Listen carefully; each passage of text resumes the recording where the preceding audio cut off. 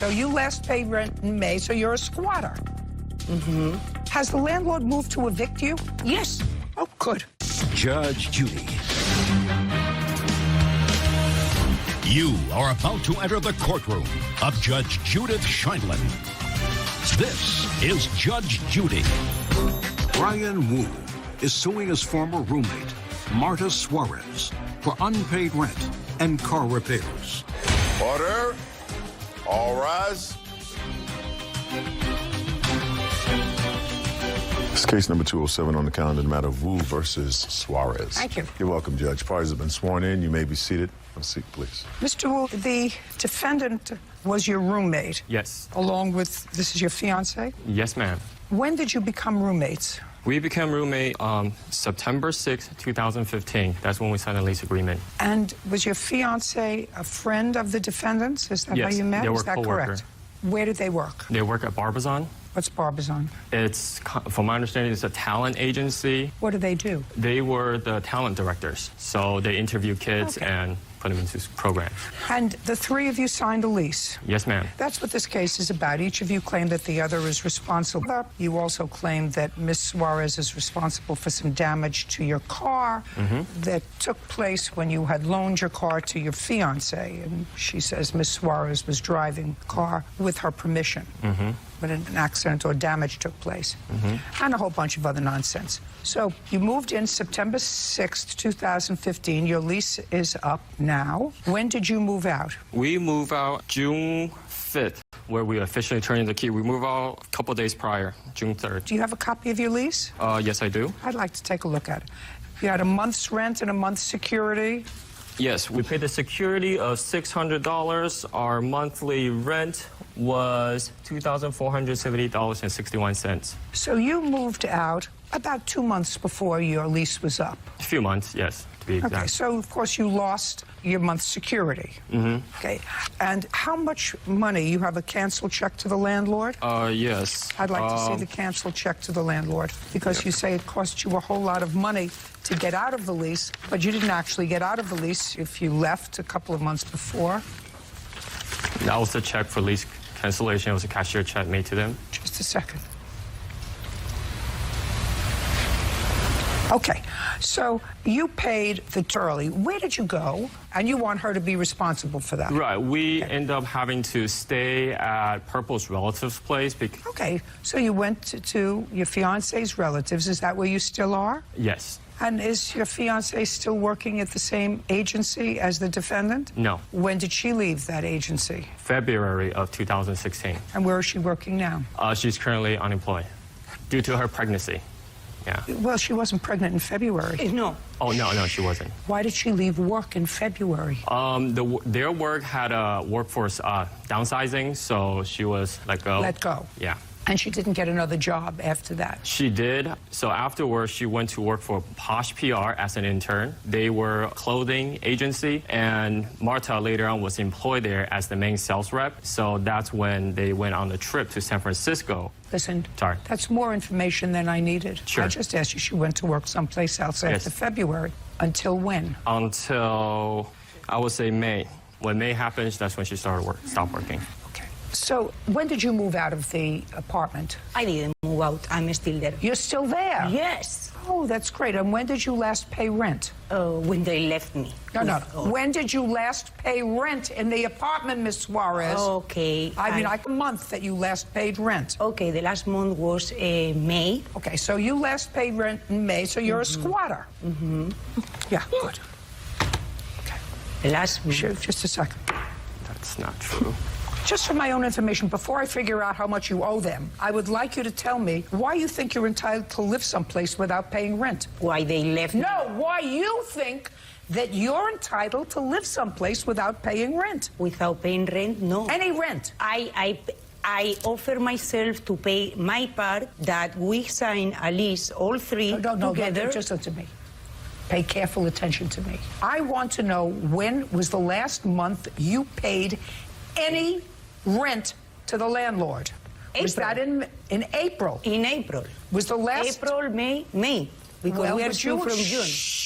would you explain to me why the last time you paid rent in April, that's May, June, July, August, and now we're 5 months later and you haven't paid any rent to the landlord? The last time that I paid rent honor to the landlord was May. That's what I'm asking you. Well, why are May. you... Yeah. My question is, and if I'm not going to ask it No, again, the thing is like I'm not that. going to ask it again. Yeah. Why do you think you are entitled to live someplace without paying? The apartment. Okay. And they left me with another 2 parts. When I cannot afford it, You have to pay something in rent. yes, You're and I living want to there. pay my part. That's why I'm here today. Just a second. I want to pay part of my rent. My rent. Well, you my pay, part. very, my part, very not their good. part. Very good. You're going to pay it to them. How much was your part of the rent that you were supposed to pay? My part, it was $600. $600. Yes. Just a second. Is that correct? That is correct. $600, and she hasn't paid rent in 5 months. 4 That's months. $3,000 so far. Now, you got out of the lease, correct? And you paid a total of $46.31, which means that $46.31 less $3,000, which she actually owes you, $1,631 so far on the rent. Now, the next thing I want to know from you is about the car. Okay. Very quickly, you weren't present when the car was damaged. No. Okay. You were present when the car was damaged? No, Your Honor. You were present when the car was damaged? Nobody was I didn't. present when the car was damaged. She says she wasn't present when the The car car was... was... Has the landlord moved to evict you? Yes, Oh, good. Perfect. of course. Or do you think... Something wrong with you. There are You're lots gonna of ask me employers out there. They everything. better Of course, listen to this reasoning, okay? So far, all you paid was like $1,600 to get out of the lease, because I'm going to give you $3,000 from her. Thank you, ma'am. She's got to pay rent to somebody. Right. Might as well be to you. Thank you. Great. Now, you want to tell me how the car got damaged? Your fiance loaned you the car. You and the defendant went on a trip. Yes, Pick it up from there. We went to San Francisco, and then on our way back, I was feeling really sick already because of my pregnancy. So she took the car with the merchandise to Posh PR, where we used to intern, and she was a sales rep. Now, she called telling me that the car was hit and even sent me a photo through text. I'd like to see it. This was the quote. This is my...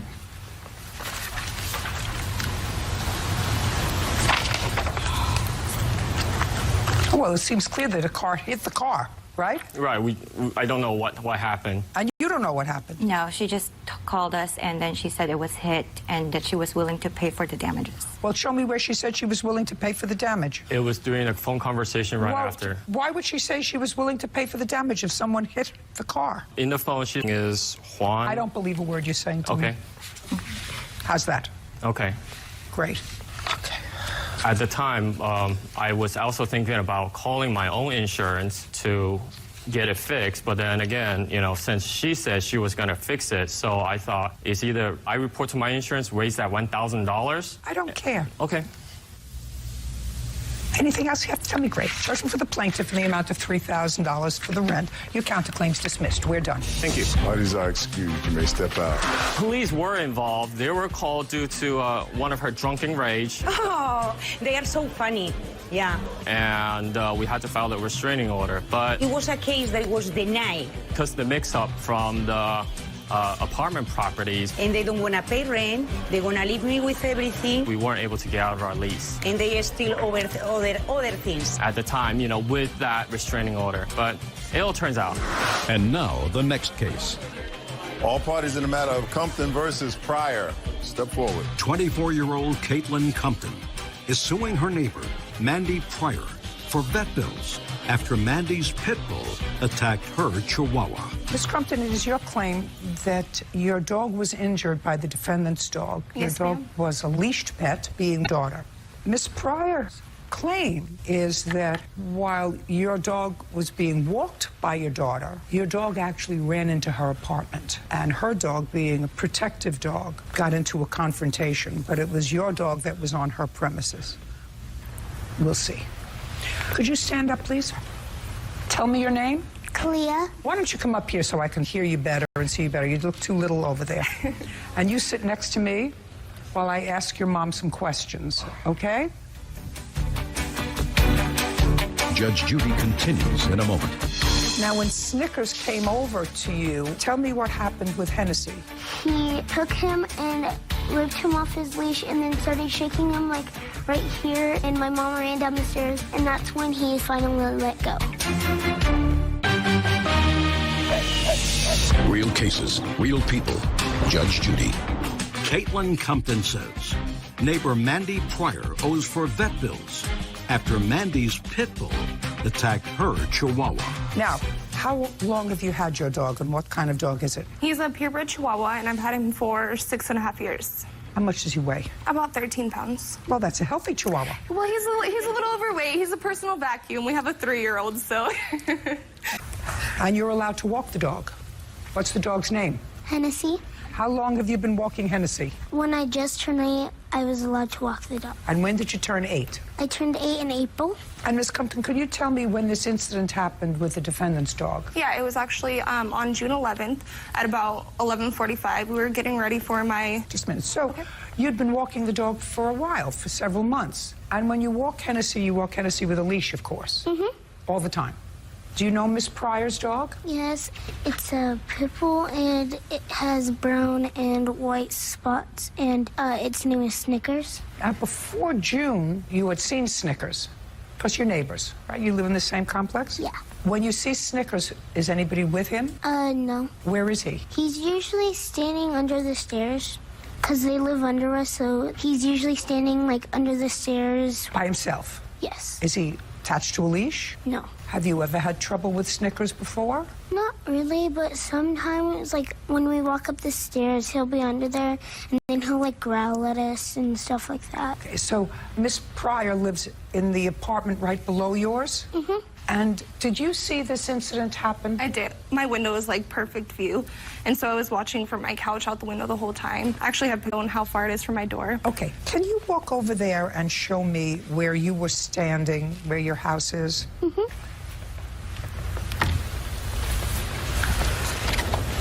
I was standing right here, and... You can move on the other side and use your other hand so that I can see you, because you're sort of blocking the view. That a girl.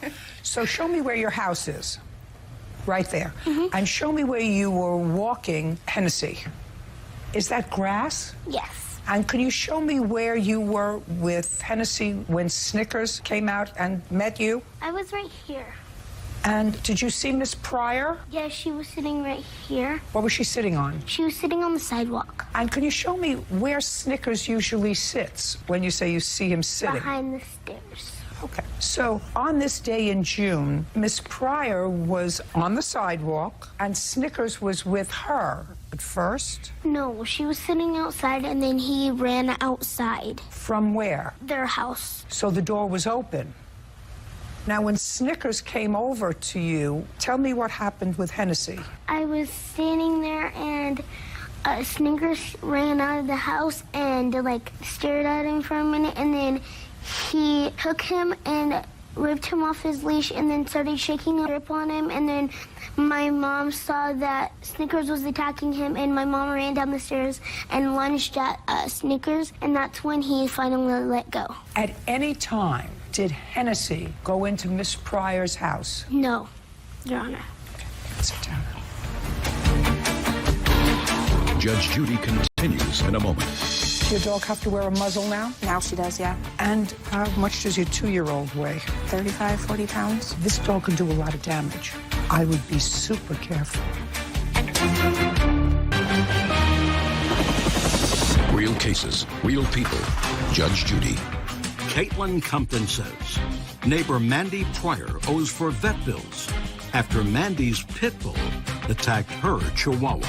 Now, when did you get this dog? A couple of weeks before this happened. Where did you get the dog from? From this lady in the valley. Did you buy it, Yeah. the dog from her? How old is Snickers? 3. 3 years old. How much did you pay for the 3-year-old dog? $20, So she really gave the dog to you. pretty much. Did you have a discussion as to why she was getting rid of Snickers? Yeah, she said that she got stuck with a different dog, and then she wanted to find Snickers a different home. You have children? I do. You want to tell me your version of the events?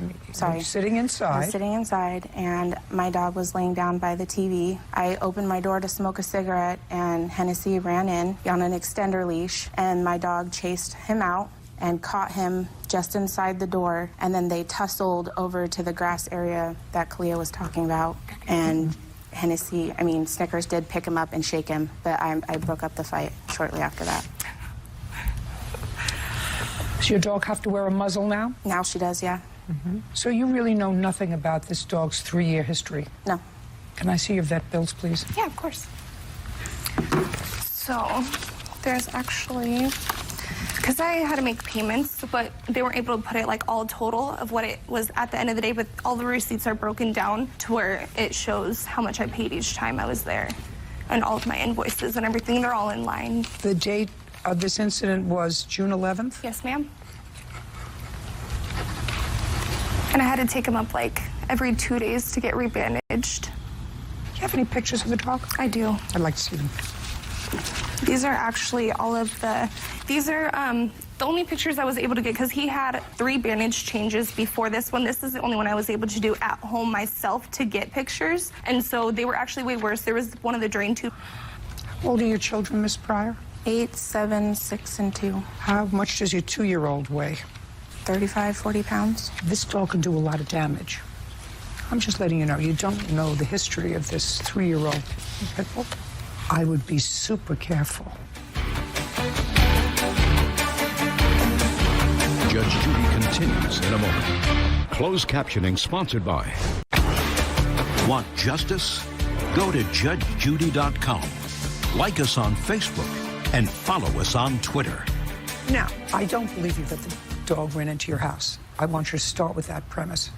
But even if it's true that the Chihuahua came to your door and came into your door, because I think that if you were smoking a cigarette, I hadn't lit it yet. doesn't matter. I believe her when she says you were sitting outside smoking a cigarette and the door was open. That's what happened. You were sitting outside on the curb smoking a cigarette. The dog came running out. The dog grabbed a hold of their dog, and that's what happened. That's what she's going to testify if she would have testified, but I absolutely believe her daughter. And what I'm suggesting to you is, you know, sometimes you buy a puppy and it's a big dog and something happens with that dog that is unexpected. But when you buy a dog and you don't know the history of that dog, I would be super careful. You still have the dog? No. What did you do with the dog? I got rid of him to a gentleman who lives in Idaho. When? A month after this happened. Have any problem in your house? No. There was no problem. So what made you get rid of the dog? Because I was being harassed. It's probably the same reason that the woman gave the dog to you. So, gotta be careful. But I'm glad, hopefully, the dog found a home and a family where they were. Acreage to run on. She got acreage to run on. Good. Okay. You owe the plaintiff $800. Judgment for the plaintiff. Thank you very much. Parties are excused. You may step out. Judge Judy continues in a moment. And on the next Judge Judy.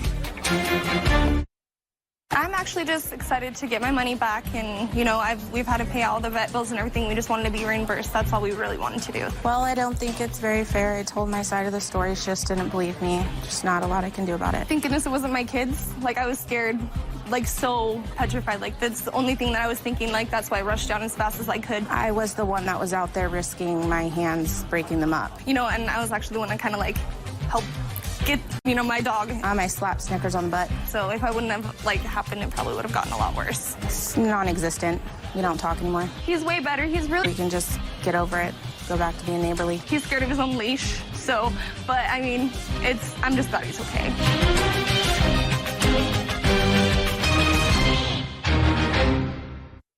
A driver's road rage takes a detour. He followed me into the gas station and was getting ready to call the police, and he got out and rolled my window up really fast. You say he revved up his car and tried to run you down. Will he hit a dead end with the judge? I would have reacted the same way you says he reacted. Like running someone down in a parking lot? Sir, if there's a choice between hurting me and hurting you, you're getting it, not me. Judge Judy. You are about to enter the courtroom of Judge Judith Scheindlin. This is Judge Judy. Bo Shattuck and his mother Roxanne Merriman are suing motorist Todd Duplessis for kicking their car during an incident of road rage. Order. All rise. This is case number 542 on the calendar in the matter of Shattuck Merriman versus Duplessis. Parties have been sworn in. You may be seated. Were you in the car? No. Sit. Thank you. You are? I'm Bo Shattuck. Okay. Claim that the defendant, subsequent to what I consider a road rage incident, damaged your car by kicking it. Mr. Duplessis tells a different story, so I'm going to start with him. Okay. Mr. Duplessis, on what date did this incident happen? Oh, I don't know the exact date. Hold on, ma'am. I have the police report right here.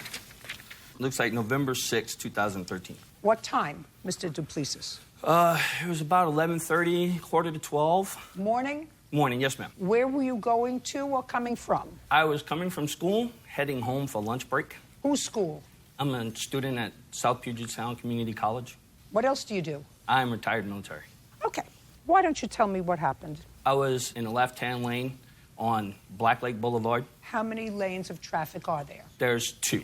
Go ahead. Mr. Shattuck then approached in the right-hand lane at a high... So he came up to you in the right-hand lane? Yes, ma'am. It was me, and there was a little green Toyota in front of me. He pulled up next to the little green Toyota, then started to merge into that lane, pushing that green Toyota into opposing traffic. That vehicle pulled back, trying to get out of that traffic. He then slowed down and tried to do it to me. Unfortunately, I drive a Chevy Silverado. I'm not going to budge. At that moment, we were approaching a stoplight. Just a second. Yes, ma'am. So he was drifting over in front of the... Yes, ma'am. And then he was drifting over... Into my lane, next to me, trying to push me into opposing traffic. What was he driving? He was driving a little red Hyundai. So he's driving a small car. Yes, ma'am. So he's trying to push a big Silverado... Yes, ma'am. ...into the lane. How old are you? I am 43. Did you ever stop to think maybe there was something wrong with the driver? Well, no, ma'am. You didn't? No. You just thought that the little red Hyundai was trying to muscle over your Silverado? Yes, ma'am. Okay.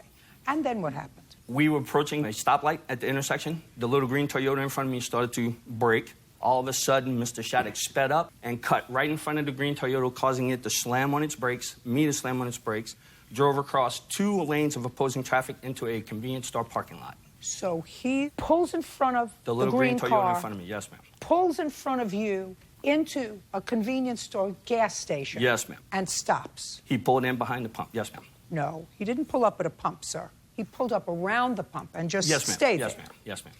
It's like I was there, right? Yes, ma'am. So, just so that I'm perfectly clear, based upon what you tell me, the person in the little red Hyundai Yes, ma'am. was driving erratically. Yes, ma'am. And had removed himself from at least your harm's way. So you do what any other normal person would do when confronted by someone who is driving erratically, according to you, placing somebody else in danger. You follow them. Yes, ma'am. So you follow him, stopped your car. Yes, ma'am. And then you do what any other normal person would do who's not looking for a confrontation. You get out of your car. I'm really reading from your answer, sir. Yes, ma'am. Because it's your answer, not his complaint. It's your answer. You pull up to the person in the little red Hyundai, stop your car, get out of your car, and walk up to the Hyundai. No, ma'am. Oh, that's what you told me, sir. You said you got out of your car to walk up closer. The excuse you gave was, I wanted to see his license plate because I wanted to report him to the police that he was driving erratically. I'm saying just what you swore to, sir. Yes, ma'am, but just I was 40 yards away from that vehicle. Just what you swore to. You were 40 yards away? Rough about that, yes, ma'am. Yeah, it's not. Yeah. Now, Mr. Shattuck, you want to tell me your version of what happened on the 6th of November at about 11:30 in the morning? I'd love to, Your Honor. I was headed down the street that we were speaking of, and I stopped at the light and noticed this big black truck in my rearview mirror flashing its lights, so I was headed to the store, and I was actually on my way to do a... Just tell me, you were headed to the 7-Eleven store? I was headed to Texaco. Did you need gas? Is that why you were pulling in? Yes, Your Honor, yes. Okay. So as I was kept going, he would, slow down a little bit and then, vroom, accelerate right to my bumper and then let me get ahead a little bit and accelerate, flashing his lights and stuff. And so I was kind of nervous, and so when I pulled in the gas station, at this point, the reason for me pulling in the gas station has changed at that point. And he followed me into the gas station, and I was getting ready to call the police, and I seen him backing up, and there was, because you get in the Texaco like this, and he stopped in front of me, so I couldn't really back up. And he got out, and I rolled my window up really fast, and I said, I'm calling the police, Or no, pardon me, he kicked the car, came around and kicked my car, rolled my window up. I wasn't sure if he was going to kick the window or the car or what. So then he kicked the car really hard enough the whole car rocked. So then I went back and indicated that I was going to call the police, and he backed up and waited for the police to show up. Can I see pictures of your car? Sure. Also like to see a police report.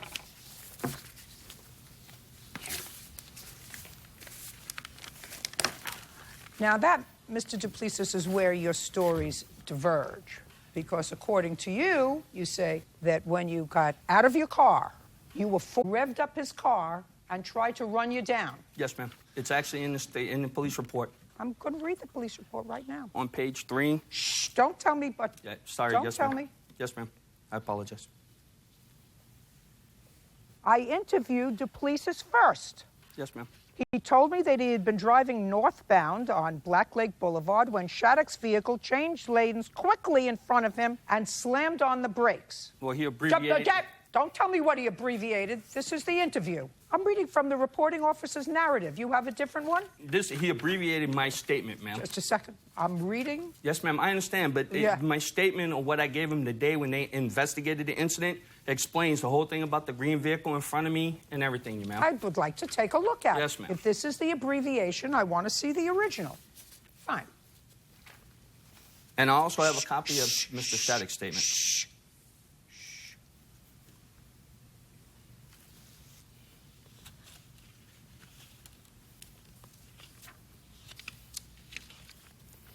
Bird, would you show this to Mr. Duplessis, please? This is his sworn answer. I assume, Mr. Duplessis, that when you filled out that answer here, when you swore to it, you tried to be as honest with me as you could, because it's a sworn deposition. Anywhere in that deposition where you say you got out of the car to ask him why he was driving erratically? It doesn't, ma'am. It sure doesn't. It says you got out of the car to look at his license plates. Yes, ma'am. Yeah. It's not what you told the police. You told the police you got out of the car and approached his vehicle in order to ask him what he was doing and why he was driving that way. Yes, ma'am. Yeah. But he also falsified his statement, too, Your Honor. I don't care, sir. Let me explain. Let me explain what your problem is, Mr. Duplessis. Yes, ma'am. You can either look for trouble or you can walk away from it. You chose to look for it. Unfortunately, ma'am, I'm sorry. You chose to look for it. Yes, ma'am. I got a 17-year-old daughter on the road with people like him that are going to kill her, and I'm not going to allow that. Sorry, Your Honor. I want to tell you something. I have 5 children and 13 grandchildren. That's the most ridiculous answer I ever heard. Whatever, ma'am. Most ridiculous answer, because you had your choice. You could have said goodbye. No, ma'am. I can't do that. Hey, well, you can't do that, and that's why you're here, and that's why you're in trouble, because you're a hothead. Because there was no reason why you had to get out of your car. If you wanted to get his license plate and report it to the police, you can do that while inside your car. You pick up the phone, I assume you have one, and you call the police and you say, there is somebody driving erratically, he's in a red Hyundai, and this is the license plate. You don't get out of the car. There's no answer to that. You got out of the car, whether to look at his license plate or to ask him a question, depending upon when you gave the information. Whatever it is, you're in a big car. Yes, ma'am. And you're a bit quiet. But he lied on his statement, Your Honor. He's lying to you in this courtroom. Just a second. I have never lied to anyone. Just a second. I'm listening to what you tell me. I'm not even paying attention to him. Pay careful attention, Mr. Duplessis. Would you like to read his statement to the police department? Listen to me very carefully, sir. I'm listening to what you told me, not what he told me. I think he's driving erratically. He wanted to go to the gas station and nobody would let him in. The little green car wouldn't let him in, and you wouldn't let him in. 2 cars wouldn't let him in, and he wanted to go to the gas station all the way over to the left. That's what he told me today. Didn't tell me that in his complaint. That's not the point. The point is, you can either avoid a confrontation or not. And you had the ability to accomplish exactly what you say you wanted to accomplish, to protect your daughter, to protect your mother, to protect your sister, by getting on the phone, calling the police and saying, red Honda, this license plate, driving erratically, currently at the gas station. That's not what you did.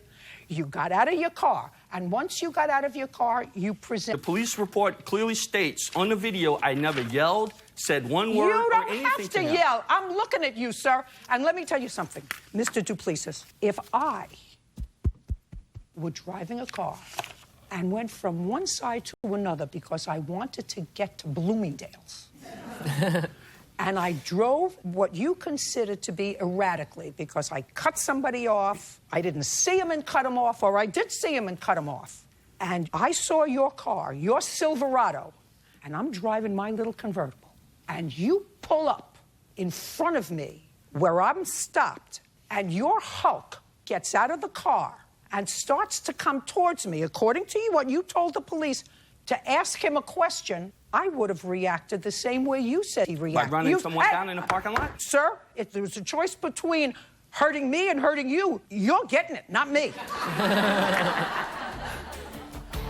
Judge Judy continues in a moment. And later today... Tell me what she was saying to egg you on. She said, go for it, you can do it, my car will beat him. And I went for it the entire time she was yelling, just egging on the race and having a Now, good time. do you know whether or not Miss Grove had ever done drag racing herself? Real people, Judge Judy. Bo Shattuck says fellow motorist Todd Duplessis kicked his car during an incident of road rage. Todd denies the charge and is countersuing for reckless endangerment. So you're responsible for the damage to his car? Because I think you kicked it. Not a think. I know you kicked it. Judgment for the plaintiff in the amount of $1,100. Your counterclaim's dismissed. Goodbye. Parties are excused. You may step out.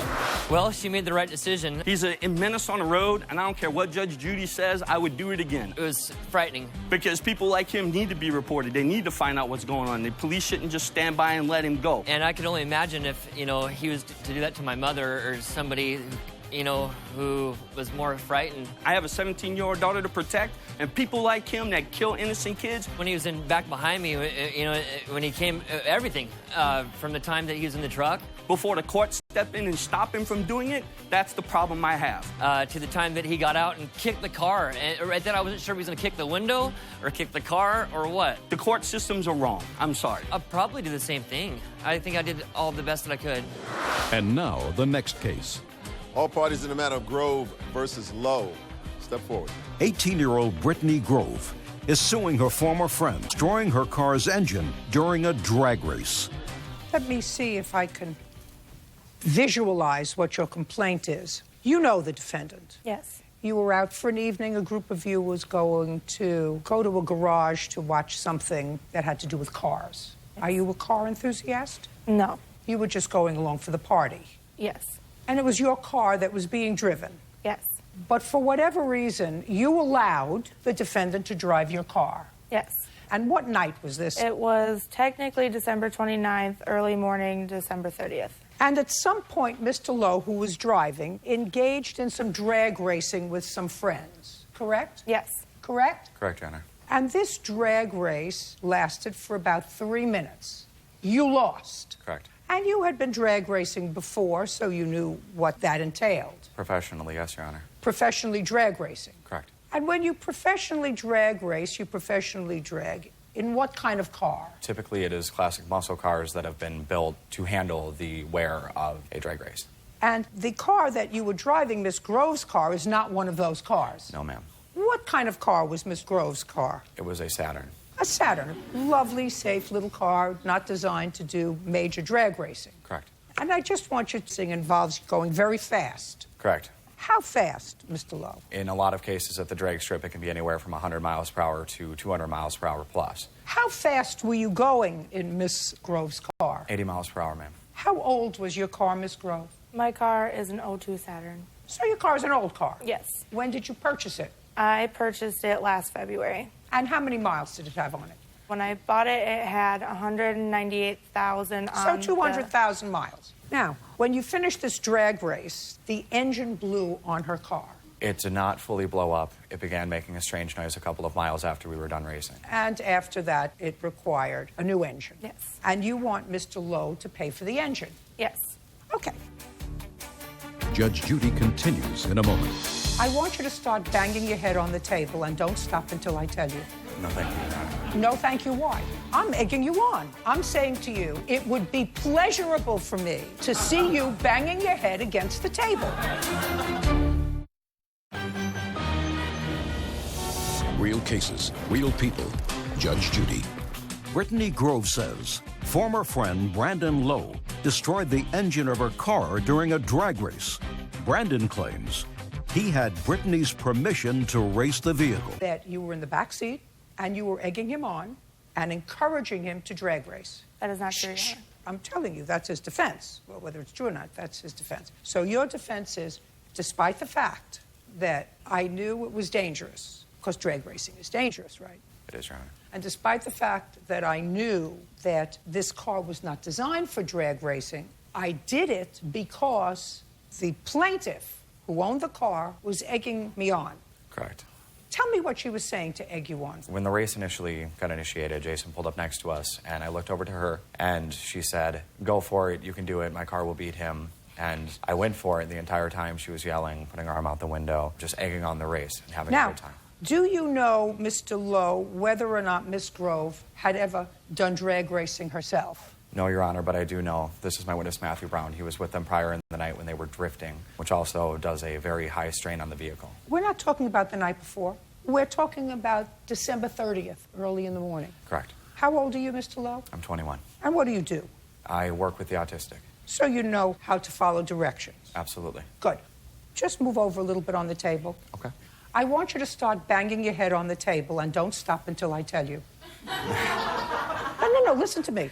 I'm making you on. Banging your head against that table and don't stop until I say, Mr. Lowe, you can stop now. No, thank you, Your Honor. No, thank you, why? I'm giving you a direction. I'm egging you on. I'm saying to you, it would be pleasurable for me to see you banging your head against the table until I tell you to stop, until Bird and I have finished our conversation. Judge Judy continues in a moment. Want justice? Go to judgejudy.com. Like us on Facebook and follow us on Twitter. Now, you wouldn't do that because it would be dangerous. Yes. So a 21-year-old man who knows that something is potentially dangerous and potentially harmful wouldn't engage in that conduct unless there was something wrong with them. Correct.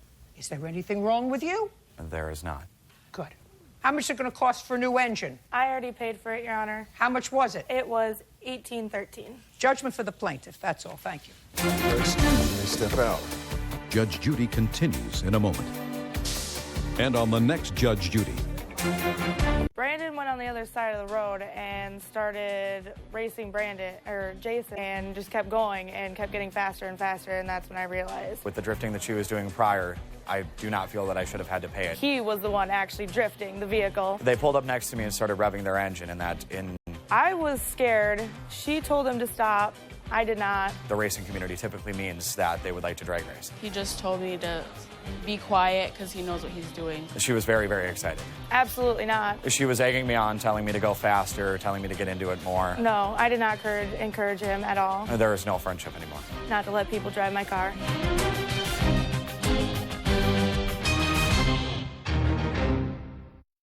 So far, you're squatters who stayed 2 months without paying rent. Freeloading tenants have a lot to say. She told us that she didn't want any money from us at all. She wanted you out. Housing told us our rights. Wait for her to try to evict us. But the time for talk is over. The two of you were idiots for staying there. We had no choice. This is a free America. What do you mean you had no choice? Judge Judy. You are about to enter the courtroom of Judge Judith Scheindlin. This is Judge Judy.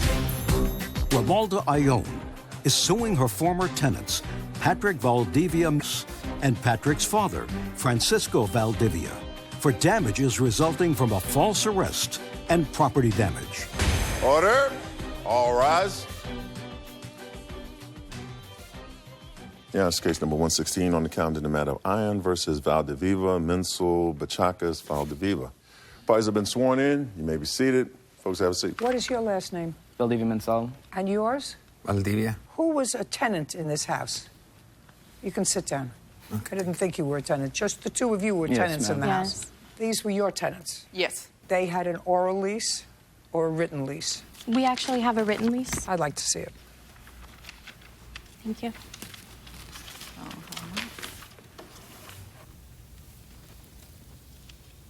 Well, it just says that she received $600 to rent a room at this address. They will be moving in on January 2015 between 1st or the 5th. Deposit. I need 2 weeks' notice of change of plans to have a full refund. And you signed it. Yes. Okay, this is what the case is about. You claim that they had you falsely arrested. So there is an oral lease. Rent was $600 a month. You moved in January. Is that correct? Move out. February. Of 2016. When did she first tell you that she wanted you to move out? What month? September. In September. I actually have... yeah, she has a paper. Good. So between the time you moved in, which was January 2015, and the time you were notified that she wanted you to leave, which was in September. Right. After we asked for repairs. It's just September. Yes, September. 2015. 15. Between those periods of time, you paid rent. Yes. In what amount? $600. You honor, they pay you. Shh. I'm figuring this case out myself. Sure. After September of 2015, when she notified you that she would like you to be out by the 15th of October, and she sent this to you on September 15th, did you pay October's rent? Yes. Yes, I am. Shh. The answer is yes. May I see it? Yes. We show them all.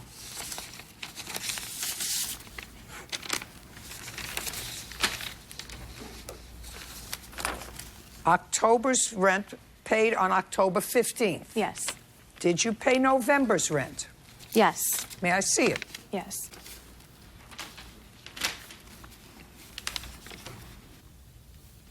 You paid that on November 20th. Yes. Did you pay December's rent? No, we did not. But Okay.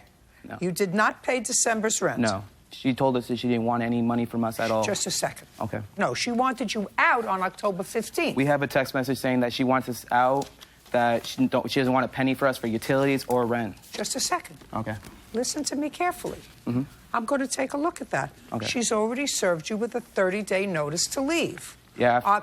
Just a second. Okay. September 15th, she served you. This is your evidence, a notice to leave. You did not leave on October 15th. You paid rent on October 15th.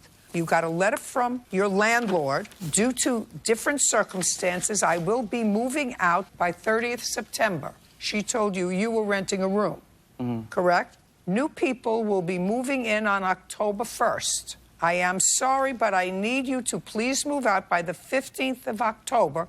I am giving you a month's notice so you have enough time to clear out everything. I'm sorry for the inconvenience. All right, that's what she sent you. So instead of moving out, you stayed October 15th and you stayed the whole month of November. Yes. And then December, you were still there. Put your hand down. I didn't ask you a question. Okay. So you stayed there, and what you just told me was she said, I don't want you to pay any more rent or utilities. I just want you out. That's what you just told me. Yes, that was January. That's what you just told me. So you neither paid rent nor utilities, nor did you move in December. Is that right? No. Good. So you didn't move in December. And in January, did you pay rent? No. No. And did you move? We moved February when she told us to. No, she told you to move in October. May I speak? She jumps back and forth a lot. She would come say, have a problem with us. She'll talk to the mediators, and she'd be like, oh, everything's fine. Don't worry about it. We're all family. That's why we were really confused with her. Then when she found out about the housing... You weren't confused about not paying rent. She did it out of retaliation, though, because we called the housing services on her. Who cares? We had rent for... You ate the steak. She deposited our rent checks. You went in to the restaurant. You ordered a steak. You tasted it. You said, I've had better steak. You didn't give it back. You finished the steak, and then you said to the owner of the restaurant, I'm not paying for the steak. I didn't like it. May I? You can tell me anything you like, but you ate the steak. You, and is this your wife or girlfriend? This is my girlfriend. This is your girlfriend. You and your girlfriend. She told us that she didn't want any more money. She didn't want to go through an eviction because she said, she knew we went to housing and housing told us our rights. Our housing told wait for her to try to evict us. And she explained that we could stay. I mean... And she told us that she cannot charge us for utilities on an illegal unit when it's a single family dwelling. Listen to me. You don't like the steak? Move. I did. You didn't move. I was waiting for her to pick up. Just a second. You stayed and you ate the steak December and January, and you didn't pay for the steak. You stayed there and you ate it, and you lived there perfectly fine and paid rent. January, February, March, April, May, June, July, August, September. All of a sudden, when she told you had to move, she sent you a very nice letter. Now, this is what the case is about. I'm just trying to figure out who you are. So far, you're squatters who stayed 2 months without paying rent. That's now, not true. Now what I want to know is, when you filed for an order of protection, what month and year did you file for an order of protection against her? And I want to see the basis that you put in. It was January the 22nd, 2016. January. Okay, now in January 22nd, you already had not paid rent in December. You had not paid rent in January. Now I want to see what you filed. Put your hand down. So how is it my responsibility to find her to pay her rent? She wouldn't tell us where she lives. How was I supposed to pay her rent? She gave us letters saying that she didn't want the rent. She just wanted us to move out to avoid an issue with the thing. Because she knew we talked to housing, and housing told us our issue, our rights. Okay, well... December's check. She didn't pick it up. You guys paid it. If you don't tell her, you're going to lose. Say excuse me. Excuse me, she didn't pay... we paid December, but we still have it. I mean, she didn't come and collect it. And then she told us she didn't want it. And she purposefully did that, so she didn't have to... I'm reading what you filed in here. I understand. You know what you filed in here? Yes, I do. Ah. Yes, I do. Patrick needs protection because Romalda has been harassing him verbally and tried opening his front door, threatening him to throw him and my property out. Then she says, November, she threatened me after she asked you to move, and my boyfriend, saying we had to leave. That doesn't sound equivocal to me. Or else she would change the locks on us and throw our property out. Today, January 2nd, she ran up to my car, waited outside for me, opened up my door without my consent, grabbed me, and threatened me. Now I want you to tell me on January 22nd exactly what happened. Okay, I was leaving my property at like 8 a.m., and she was in the backyard cleaning because she didn't live at the property, but she was still cleaning the backyard up. I was walking out, and she comes up to me, and it's already been arranged that she wouldn't speak to me because I told her I felt uncomfortable. That's why she speaks to Javier. She doesn't speak. I mean, we don't understand each other. You understood each other before October. Not very clearly. Before October. Well, then you're an idiot for staying there. Judge Judy continues in a moment. The family friend, you went to housing to get her into... To fix the property that was damaged. We had water coming through our walls. My girlfriend had bronchitis for months. We had a sink that was full of water that she would not fix. Go like this. Go like this. Go like this. Yeah. Get a job and move. And later today... She answered, and I had my hand on my chin, and I said, did you lose your dog? And she said, yes. Did you find him? I said, yeah, he's in your garage. And he bit my face. And she said, Marshmallow bit your face? And I said, yes, Marshmallow bit my face. That's why we're here. Real cases, real people. Judge Judy. Romaldo Ayon says former tenants Patrick Valdivia Menzel and girlfriend Rachel Bachakis owe for a false arrest and property damage. Okay, look, what do you mean you had no choice? We had no choice. What do you mean you had no choice? Well, we needed a place to stay, and she was a family friend. And she offered a place. We don't have a lot of money. I want to tell you something. You both sound ridiculous.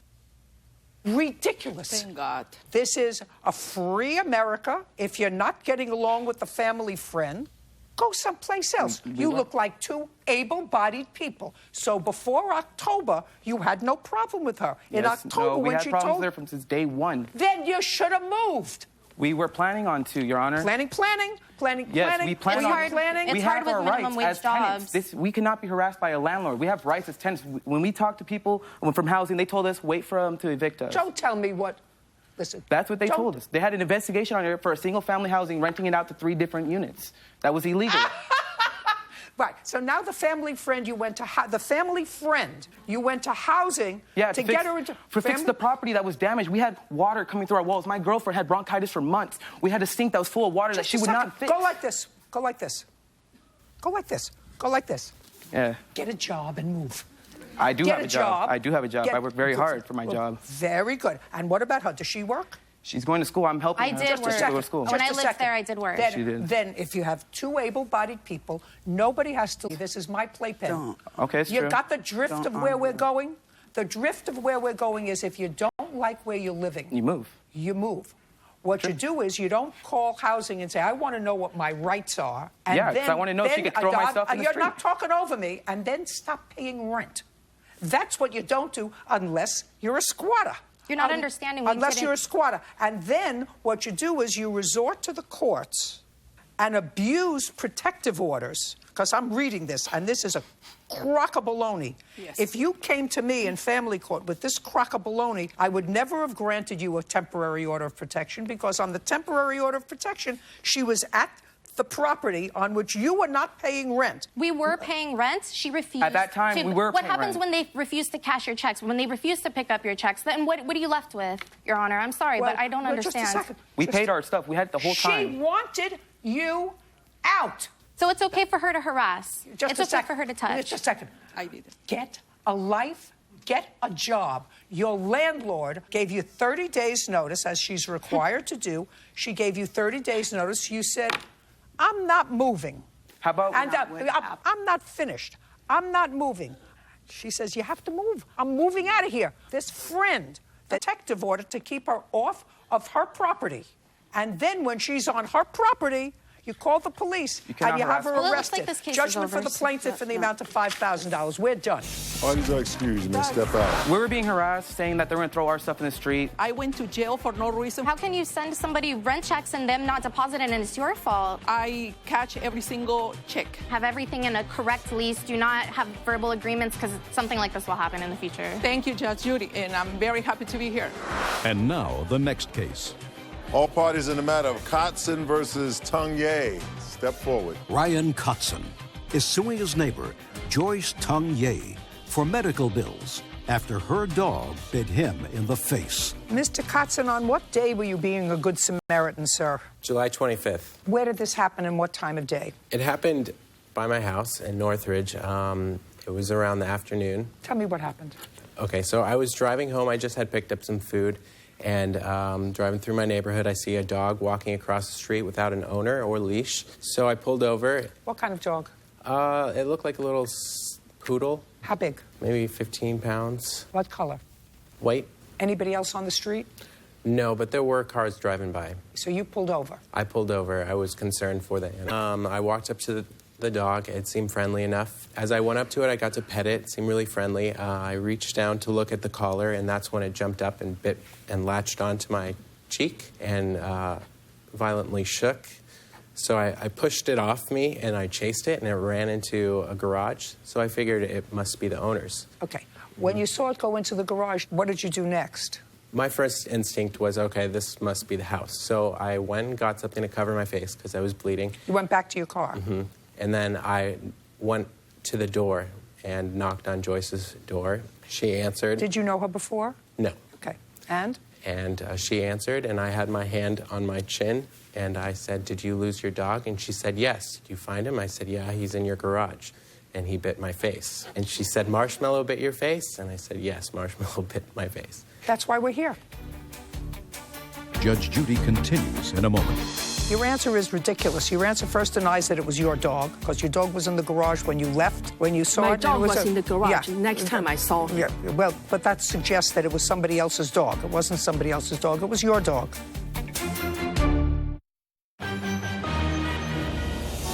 Real cases, real people. Judge Judy.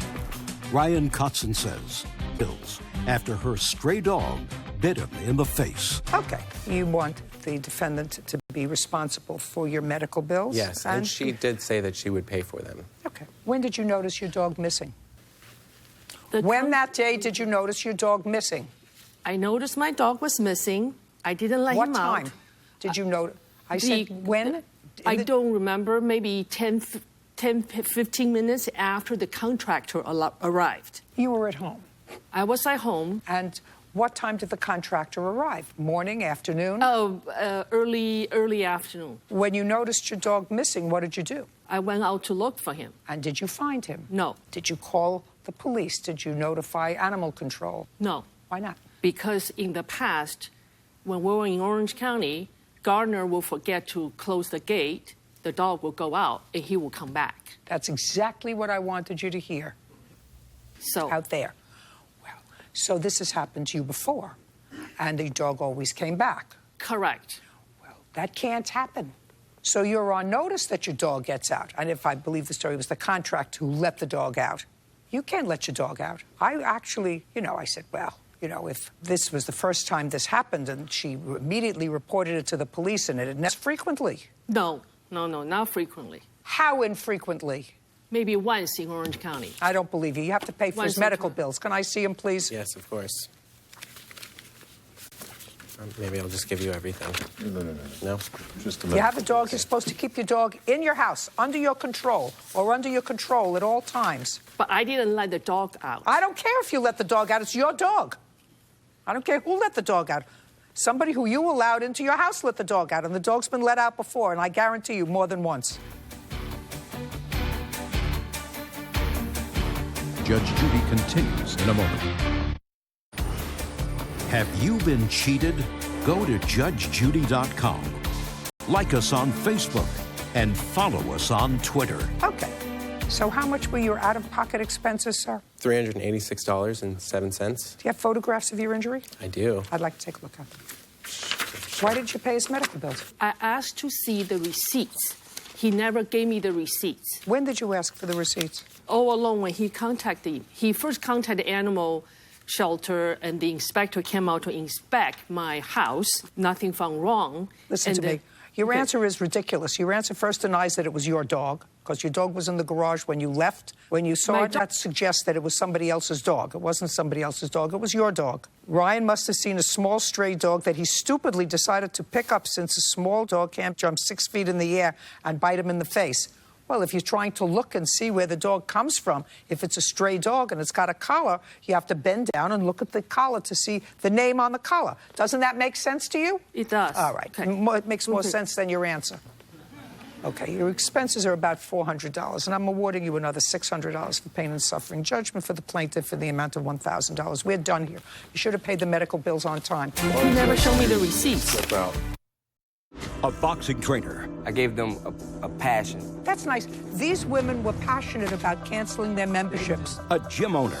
He inappropriately touched a female on her buttocks, and I also had a client come to me crying because she felt like her personal space was violated. And constant complaints packed a punch. I tried to give him a chance, Your Honor. If I were running a business, I would fire his behind. Fast. Judge Judy. You are about to enter the courtroom of Judge Judith Scheindlin. This is Judge Judy.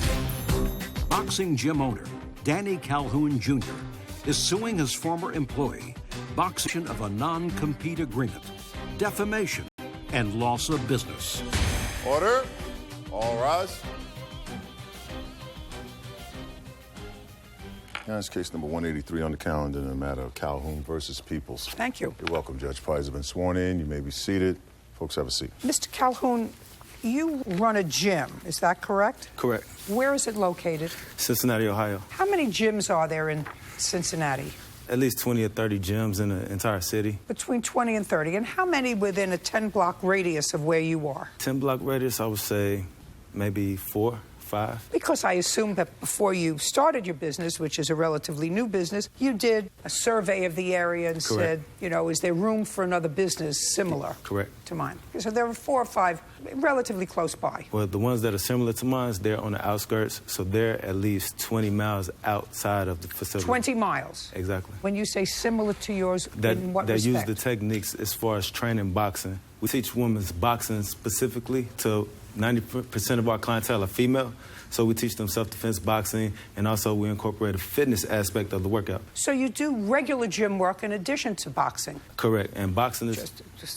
You have trainers other than boxing trainers, or you only... Each person that comes to your gym is there for boxing training? Correct. But as part of the boxing training regimen, they learn other exercises? Exactly. Okay, so this is what the case is about. You hired Mr. Peoples and claim that after a period of time he left, he quit, and in violation of your non-compete agreement, he trained other people within the catchment area of your non-compete clause, and he took some of your clients. Yes. Mr. Peoples says that's not correct, that you actually fired him and you didn't pay him his wages that you do owe him, and also that he's been trying to start his own little business and train people, and you've been defaming him.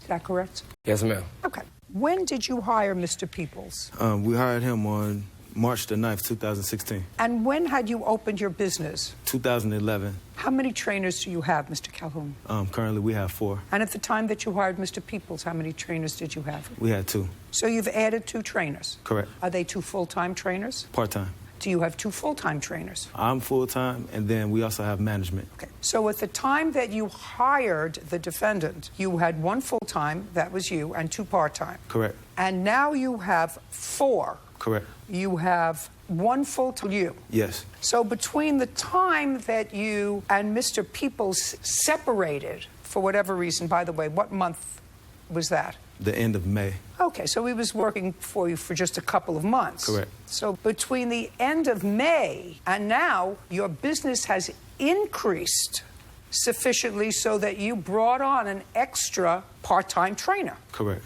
Good. So you didn't suffer any loss of business. We suffered lost business. Well, that would be hard based upon what you just told me, that you suffered loss of business. And you would have to speculate that you would really have more than that, more than just the need for 4 instructors, where you only had need for 3 instructors before. Do you understand what I'm saying? Well, I understand. We needed more help at the time, but we were short-staffed when we had the 2 instructors plus myself. Right now, we have what we need to survive. So what you're saying is when you hired him, we were short-staffed. You were short-staffed, and if you... Okay, I'm just playing with words with you. Correct. If you were short-staffed, that means that you weren't giving your clientele what they were paying for, because it's a service business, and if you had fewer people to serve your clientele, they were getting shortchanged. They were not getting shortchanged. Okay, all right. I have to tell you, I'm going to try to figure out whether he was fired, and if he was fired for a reason, whether Mr. Calhoun, because I've looked at, which you gave me as part of your evidence, the agreement that he signed. And it looks to me as if the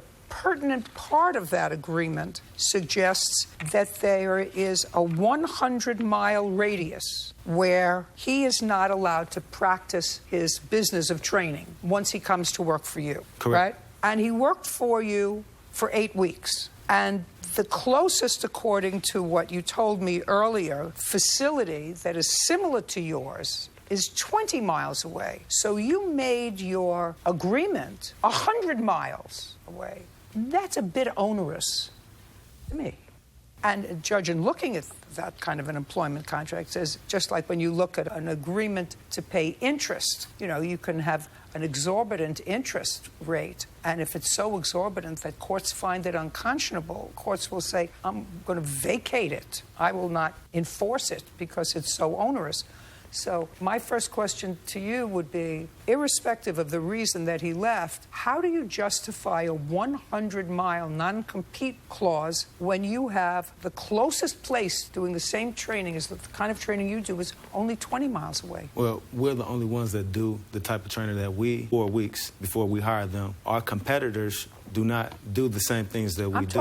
I'm talking miles. And so what you do is you say you train for 4 weeks. You hired Mr. Peoples, and I'm not saying he's a good guy or a bad guy, because you're a good guy. You're a good guy. You're a business guy. You hired him on March 9th. So you trained him for a month, or had he already been in training? Before he was hired, he was being trained. Okay, when was he being trained? He was being trained 2 weeks before he got hired. Were you paying him for those 2 weeks of training? No, it's not paid training. Why not? Because we have employees that come in and they don't complete the training, and there's a waste of money for the hours that we put in to train our trainees. So he started to work actually in the end of February. Is that correct, sir? Yes, ma'am. And he worked at the end of February for nothing. Well, he didn't work. He was just with me one-on-one training, learning the business. Great. And then you liked him well enough to start him on March 9th. Correct. Why did you separate from him at the end of May? At the end of May, there were numerous clients' complaints. We have female clients. Okay, just a second. Let's take that slowly. There were clients complaining, which is a little bit of hearsay, but what you're telling me is you were unhappy with his service. Correct. Did you have a conversation with him? Yes. When? I spoke with him 2 weeks after, and I have the probationary papers here, but I spoke with him 2 weeks after he was hired. Okay. So that would have been sometime around March 20. You weren't happy with his performance in what way? Clients were complaining to me verbally, and I also had a client come to me crying because she felt like her personal space was violated. She sent me a letter in email that I have here. I'd like to see it. Do you acknowledge, Mr. Peoples, that you had this conversation with him? And whether these emails are true or not, did he show them to you? He didn't show me emails, but we had a talk before. You had a conversation about them? Yes, ma'am, yeah. Okay.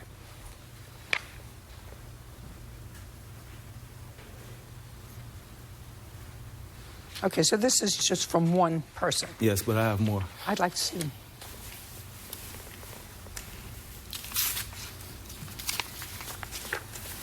Thank you, Mr. Calhoun.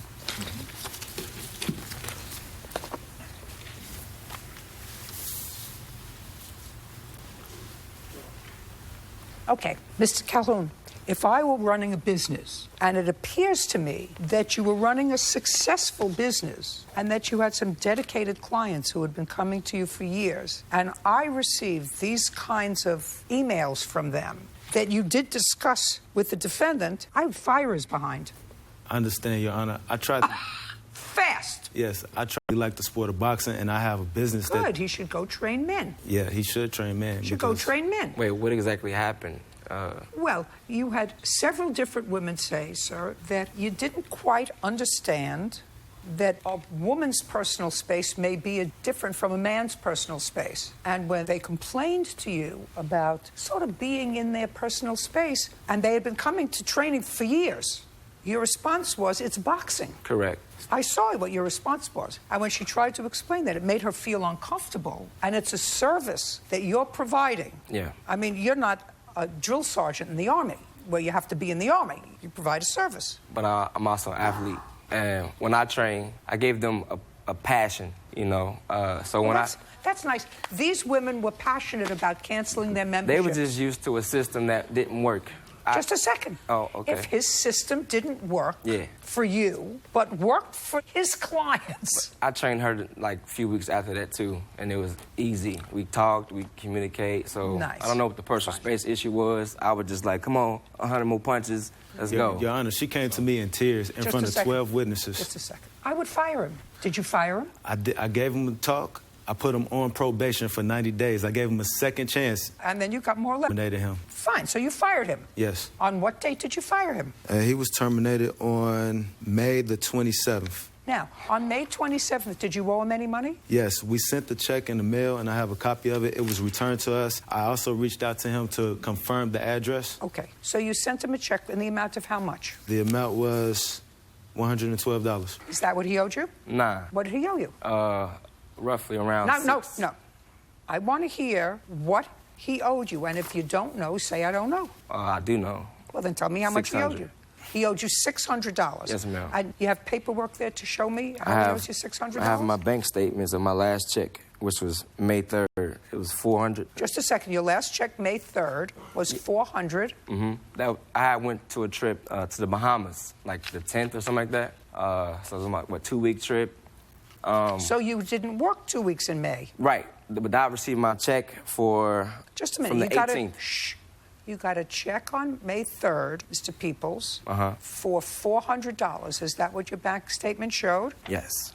And that's for work that you did 2 weeks before? Correct. Great. And then you left for 2 weeks to go for a trip to the Bahamas, so you did not work. It might have been a week, though. It felt like 2 weeks. It was a long... $12. Where he gets $600 from, I have absolutely no idea. I don't either. I don't either. Neither does he. Judge Judy continues in a moment. Did you have a membership with Mr. Calhoun? Yes. What did you do with that membership? In August, I reached out asking to cancel it. And can you tell me why you left the gym and elected to follow Mr. Peoples?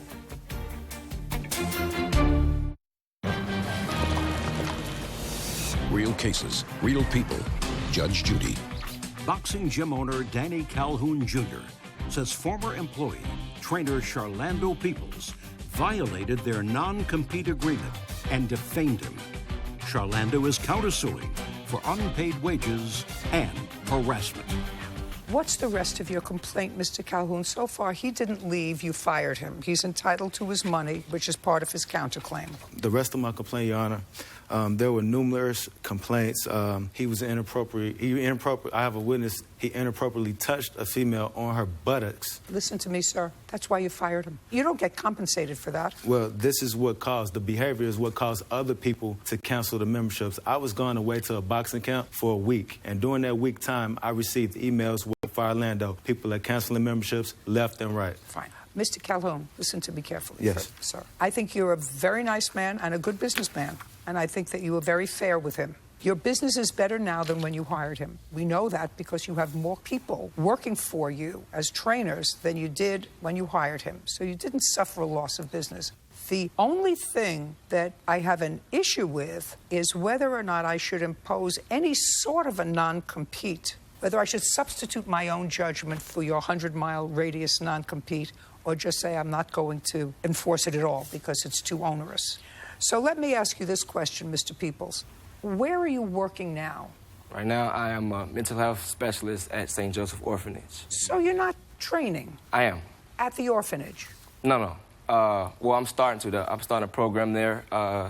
It's pretty much troubled teens that I deal with a lot. I got it. Okay. Is that a full-time job? Yes, ma'am. And how much do you earn at that full-time job? Like 12 something an hour. But it's a full-time job and a nice career. Yes, it's something I'm very passionate about. I grew up in the same system, you know, so. Good for you. Mm-hmm. There's a path to something there. Yeah. Great. Do you train anyone? Yes, I've trained 2 students from there. I can't disclose their names, but I also trained one of my students that you train from there. Yeah. Do you train them at their house? No, I train them at my boxing gym. I train that personally. And how much do you charge them an hour? None. Everything is not profit. So, you know, I just want to give the kids an opportunity to change their life. And I'm talking about the people from his gym. Oh, I thought you were talking about the kids. No, so the people from his gym, I have my witness here. Do you train any of the people that you met at his gym? Yes, 2. Lindsay Smalls and another client. Judge Judy continues in a moment. You have to stop writing this stuff that you were writing about your former employer. Do you understand? Because you're not going to destroy his business, but I want you to stop writing about him. It's childish.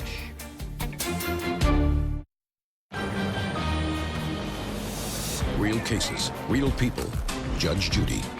Boxing gym owner Danny Calhoun Jr. claims former employee, trainer Charlando Peoples, violated their non-compete agreement and defamed him. Miss Smalls, can you tell me how long you were a member of Mr. Calhoun's gym?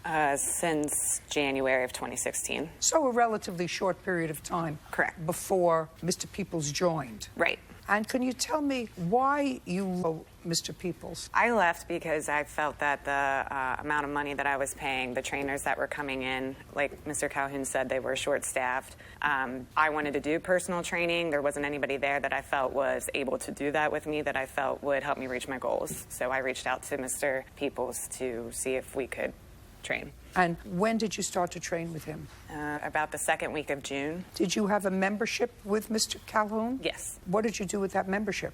I had it still. I paid for June and July. In August, I reached out asking to cancel it. And so I have not paid the cancellation fee, but I will be canceling the membership. And what's the cancellation fee? My balance left was $600, so I have to pay half of it, so $300. And you haven't been using the service? Correct. And all in all, he worked for you for 8 weeks? Yes, 8 weeks. Well, Mr. Calhoun, the only other part that I'm going to hear of in your complaint is the defamation part, and I would like to see evidence of that. I have it all here, Your Honor.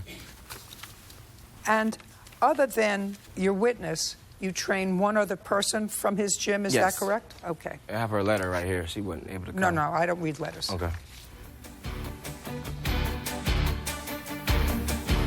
Judge Judy continues. Have you been cheated?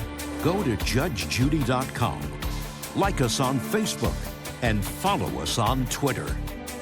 Well, Mr. Peoples, I'm going to tell you, you have to stop writing this stuff that you were writing about your former employer. Okay. Do you understand? Because I'm going to find that the 100-mile radius non-compete clause, considering that you worked for him for 8 weeks, was so overbearing as to be non-enforceable. I'm going to find that. And I'm going to give you your $112. That's what you deserve. I'm dismissing your counterclaim other than that. Your counterclaim was for harassment. I'm giving you a gift because you have a job, you have a full-time job, and in addition to that, you're trying to make additional money, which is, to me, a good thing, and you're not going to destroy his business because he has a business that's been going on now for 5 years successfully.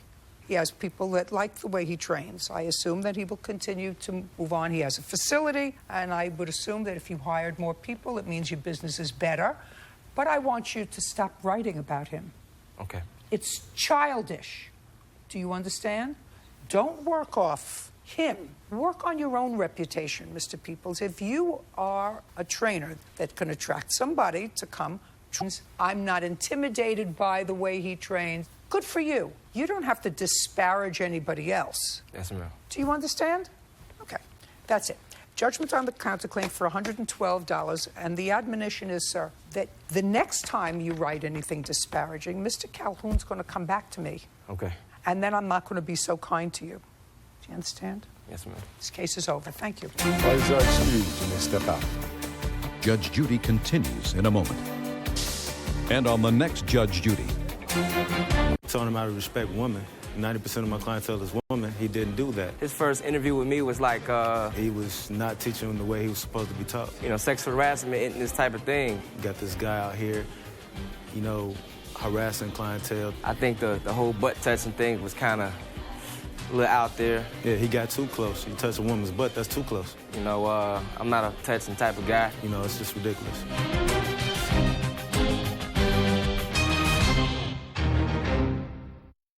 She came in and she found a car in your used car lot. The hard part was finding a way to pay. She had a check. Yes, Your Honor. Now it gets dicey. You put the check into your personal account? Why? She didn't have a bank account. She gives me the sad single mom story, this and that. Now, this used car salesman...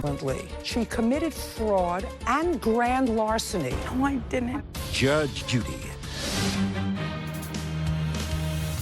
You are about to enter the courtroom of Judge Judith Scheindlin. This is Judge Judy. Car salesman Shane Grant is suing former client Stacy McMahon for defrauding him regarding the sale of a car. Order. All rise.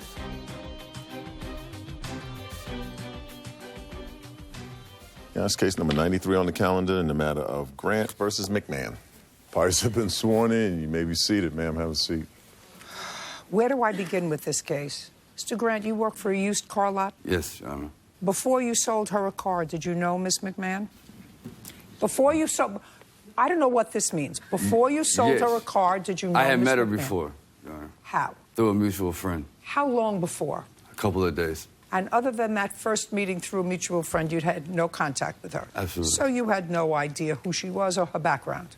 Yes. And she came in and she found a car in your used car lot? Yes, Your Honor. What kind of a car did she find? A 2000 Jeep Grand Cherokee. How much was the car? Total, it was $7,000.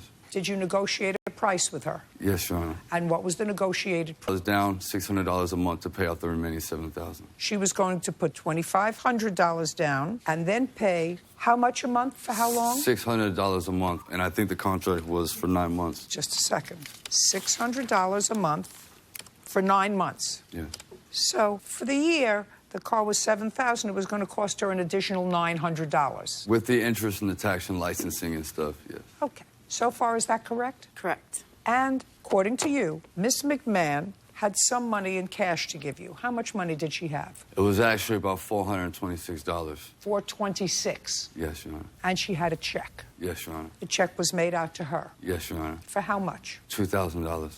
Now it gets dicey. So you had a check for $2,000 from what? A settlement from State Farm. For what? A car accident I was in March. Was the money for the car or injuries?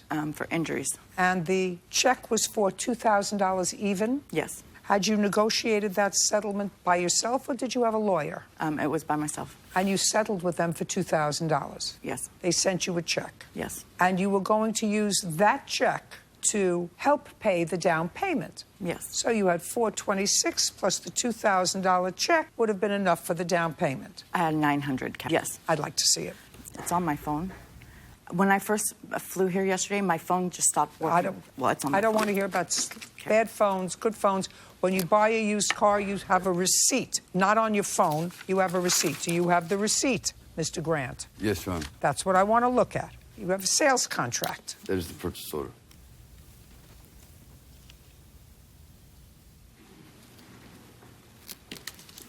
I have this. Down payment, $2,500. And the balance to be financed was $4,886.41, and the adjusted negotiated price was $64.99. Okay. Oh, give Permission this to back to her, speak. please. I'm not interested in that. Permission to That's speak. nonsense. Okay, the down payment, you signed it. This is a contract. Buyer's signature, his signature, $2,500 down payment. You gave him a check for $2,000. You put the check into your personal account? Yes, Your Honor. Why? She had came in, she was in a rental car, paying $100 every day for a rental car. She gives me the sad single mom story, this and that. She didn't have a bank account, so she brought the check to like a check cashing place. They were gonna deduct so much money for cashing the check. She couldn't come up with the $2,500. They told me it was a real check, a real settlement check. You can't tell me what they told you. Okay. Actually, you can't tell me what they told you, so I'm totally disregarding that. Okay. You took the check and you went to your bank. With Stacy. I asked my bank if she endorses the check to me, there wouldn't be any Why fees. can't she endorse the check over to the company that you work for? Because how my company is, or I don't know with any other company, we cannot take a check endorsed. It has to be made out to the company. I see. Okay, it's reasonable.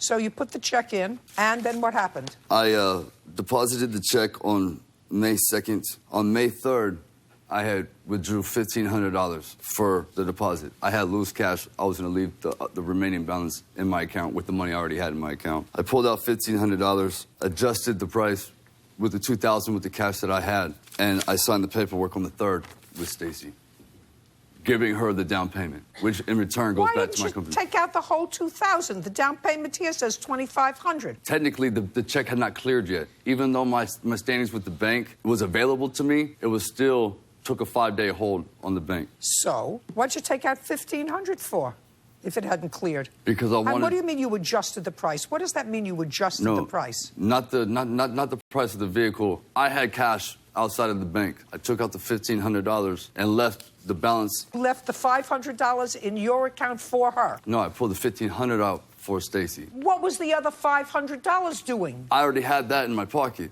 I left $500 in my account. Ah, two scammers. Anyway, what happened with the check? She refused to settle, and they pulled the check back.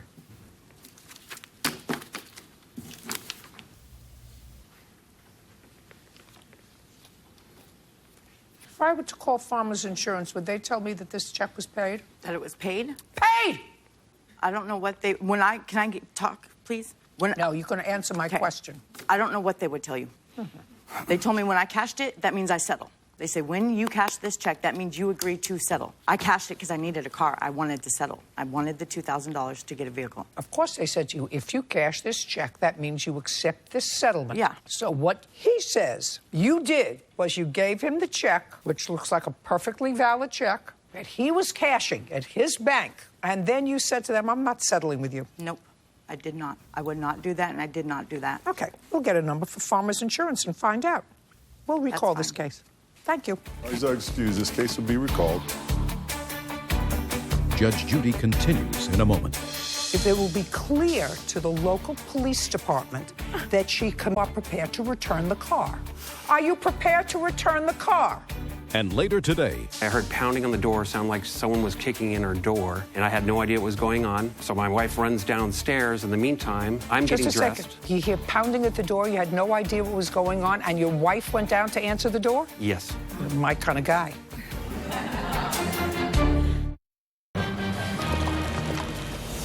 real cases, real people. Judge Judy. In a case recalled from earlier today, car salesman Shane Grant says former client Stacey McMahon defrauded him regarding the sale of a car. Yeah, this is a recall of case number 93 on the calendar in the matter of Grant versus McMahon. Thank you. Parties are reminded you're still under oath. Okay. Let me tell you this, Mr. Grant. I have, in fact, communicated with farmers. And you are absolutely correct. Miss McMahon did not cash that check because she did not accept the settlement. She gave you that check fraudulently, knowing that she was not going to sign the settlement agreement because the claim that you made against the insured of farmers is still pending because you declined to accept the $2,000 settlement. So this is what my order is going to be, sir. First, that you will go and that she committed fraud and grand larceny. Just a second. And I am going to give you a copy of this tape so that it will be clear to the local police department that she committed grand larceny unless, madam, you are prepared to return the car. Are you prepared to return the car? I'll return it. Perfect. Fine, whatever. Perfect. I didn't do any Just of this. a second. Just a second. purposely. Right now, you are not out any money. You drove the car for a month. At best, you paid him $400. At best, if I believe that. So if you're prepared to return the car, I don't have to do the rest. The rest is grand larceny, because that's what you committed when you gave him that check, knowing that you had not filed and signed the settlement of claim. So when are you going to return the car? As soon as I fly back. But I did not. Just a second. That's all I want to know. You are returning the car day after tomorrow. That's in fine. the same condition that you got it. That's Do fine. you understand? Yes. I no longer work for that company. She's returning the car to the company. And court is therefore entering a judgment in favor of the plaintiff in the amount of $2,000. Bye, folks. Parties are excused. You may step out. Yeah, it never pays to be the nice guy, rap for being hustlers and this and that. When I was given that check, I was told if I cash it, it means I settle. And you actually go above and beyond to try and help somebody out, and this is what happened. But then I needed a car to have for my kids because I had no vehicle. And so I cashed it thinking She told me she was going to bring me back the car while I still work for that company. I was settling, choosing to settle. I didn't know that because I hadn't signed the paperwork. I did none of this intentionally, and he should know that. But I ended up losing my job because of this. Because I'm not like that, dude. My word's my word, and I'm not like that. I try to help out a single mom, and this is what I get. And now, the next case. All parties in the matter of McNulty versus Jackson. Step forward. Timothy McNulty is suing his former neighbor, Carly Jackson, for kicking his car after she was bit in the face by his dog. Mr. McNulty, are you and Miss Jackson still neighbors? No, Who moved? she did. When did you move? 2 weeks ago? Did you own your home? Yes. Did this problem cause your selling your house? No. Okay. Now, this is what I gather happened. At some point in September of 2014, that's 2 years ago, the defendant came to your home. Your dog bit her twice. Is that right? It bit my daughter first, and then me 13 months later, yes. So after your daughter was bitten, you continued to be friends with the plaintiffs? Yes, I just... And they kept the dog? Yes. Did you bitten? No, I didn't. Did you initiate a lawsuit after you were bitten? Initially, no. After a while, yes, I did. You hired an attorney? Yes. And was there a settlement? Yes. And what was the settlement? For me, it was $150,000, and my daughter's is still pending, or it's finishing up. It was $160,000. Now, this is what your claim is, sir. Your claim is that there was some sort of a kerfuffle in September of 2014. You acknowledge that your dog bit the defendant, but you say that during the course of this kerfuffle, the defendant kicked your car several times. That's what you're suing for. Yes. So, first, were you present when she kicked the car? I witnessed it out my window. Why don't you tell me what you witnessed 2 years ago? Okay, I was in bed sleeping, and apparently... What time? I assume probably 2 or 3 in the morning, something like that. And basically, I heard pounding on the door, sound like someone was kicking in her door. My wife was You heard pounding at the door. Correct. And I had no idea what was going on. So my wife runs downstairs. In the meantime, I'm getting dressed. Just a second. 2 o'clock in the morning, you hear pounding at the door. You had no idea what was going on, and your wife went down to answer the door? Yes. My kind of guy. Judge Judy continued. Turned around to go home. She pretty much said a lot of rotten things like, I told you to leave my dog alone, you're a drunk. All the above, as my lip is literally hanging from my face. Had you been drinking together? Real cases, real people. Judge Judy. Timothy McNulty says former neighbor Carly Jackson damaged his car when she repeatedly kicked it. Now, go ahead. So anyways, I went to go get dressed, and I heard all the commotion outside, so I look outside, and that's when I saw her just kicking the crap out of the car. Did you kick his car? Did you kick his car? It's a simple question. You kicked his car? Yes. Tell me why. Well, after I was bitten and I turned around to go home, she pretty much said a lot of rotten things like, I told you to leave my dog alone, you're a drunk. All the above, as my lip is literally hanging from my face. Never did she offer to call the ambulance. Had you been drinking together? I was literally there for 15 minutes. We took 1 shot of Jaeger. 15 minutes? Where had you been before? If this is 2 o'clock in the morning. I was home in bed. It was like 1 o'clock in the morning because I was home in bed. I had posted a picture of my 3-year-old at the time, and she saw it, and she commented on it. And then one thing led to another. What do you mean you posted a picture of your 3-year-old? Where I was painting her nails. I posted it on Facebook. She had saw the comment, so she responded and then had inboxed me or text messaged me saying that she was upset. Her daughter was leaving for college. Her daughter had borrowed the work van, and she hadn't been home, and she was really upset. Could I come over?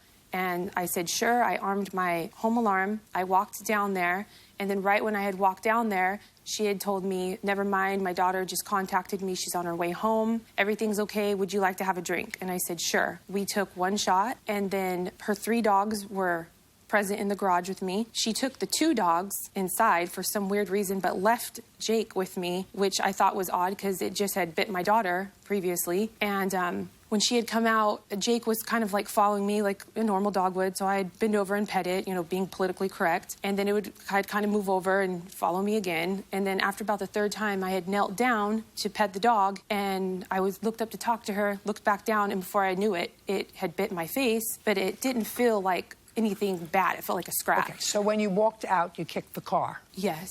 Okay. Now, a little more to it, what though. kind of... Just a second. Okay. What kind of car was it? It's a 2013 Chevy Spark. I have pictures, Your Honor, if you would like to see pictures of the car and my daughter's face and my face. No.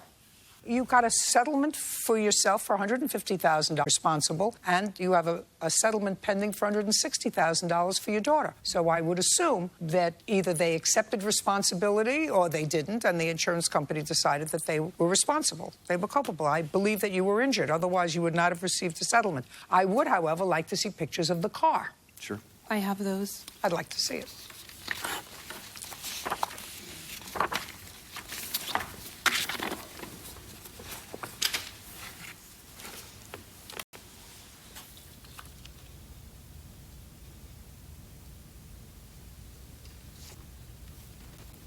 It's the back panel, is that right? It's the hood, all 4 doors, and it's hard to get photos of some of the angles. Well, let me ask you this question, sir. Yes. You paid cash for this car? Yes.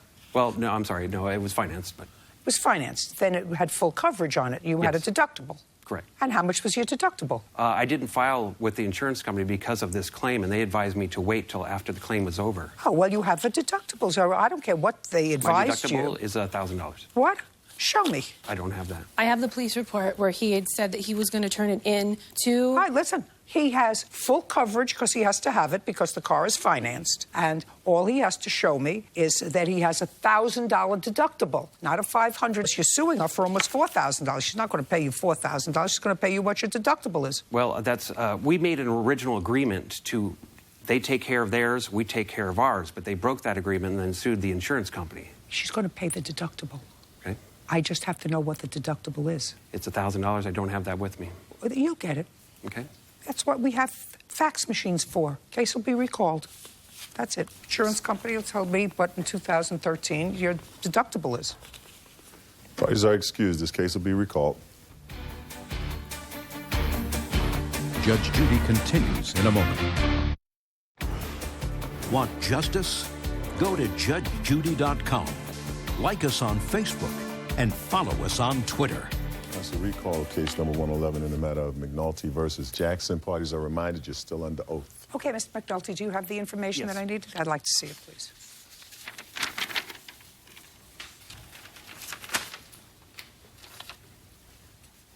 Great. You say you have a $1,000 deductible. Yes, can I make a statement regarding that, though? Mm-hmm. I didn't want to claim this on my insurance company because I'm already in enough trouble with the homeowner's insurance. So I wanted to go directly for her to make it look a little better as far as me being canceled. Mm-hmm. And this was advice from my insurance to go after her directly. First of all, I hearsay that it was advice from your insurance. Of course, your insurance company will say, well, why don't you get the money from her so we don't have to pay it? That's what I would do if I was an insurance company. I would say, you know what? Why don't you handle this without insurance? Okay. Did you fix your car? No. Why not? Because we were waiting to get a check 2 from years? them. You've been waiting 2 years? Because that's what they promised us to do. They were going to pay. Well, I'm asking you, is what you're telling me that you've been waiting 2 years to fix your brand new car? That's correct. Yeah. Judgment for the plaintiff in the amount of $1,000. We're done. Thank you. Parties are excused. You may step out. You borrowed your mother's car and you drove to Missouri. Where did you tell her you were going? Tennessee. A daughter's secret road trip with her boyfriend. She lied to you where she was going. They both did. He has no duty to tell you the truth. But her mom blames him anyway. He wound up kidnapping my daughter and taking her to another state without my permission. That is what happened, though. You're treating her as if she was an innocent. She's not. Judge Judy. You are about to enter the courtroom of Judge Judith Scheindlin. This is Judge Judy. Candace Brower is suing her daughter's ex-boyfriend, 19-year-old Jonathan Arana, for wrecking her car.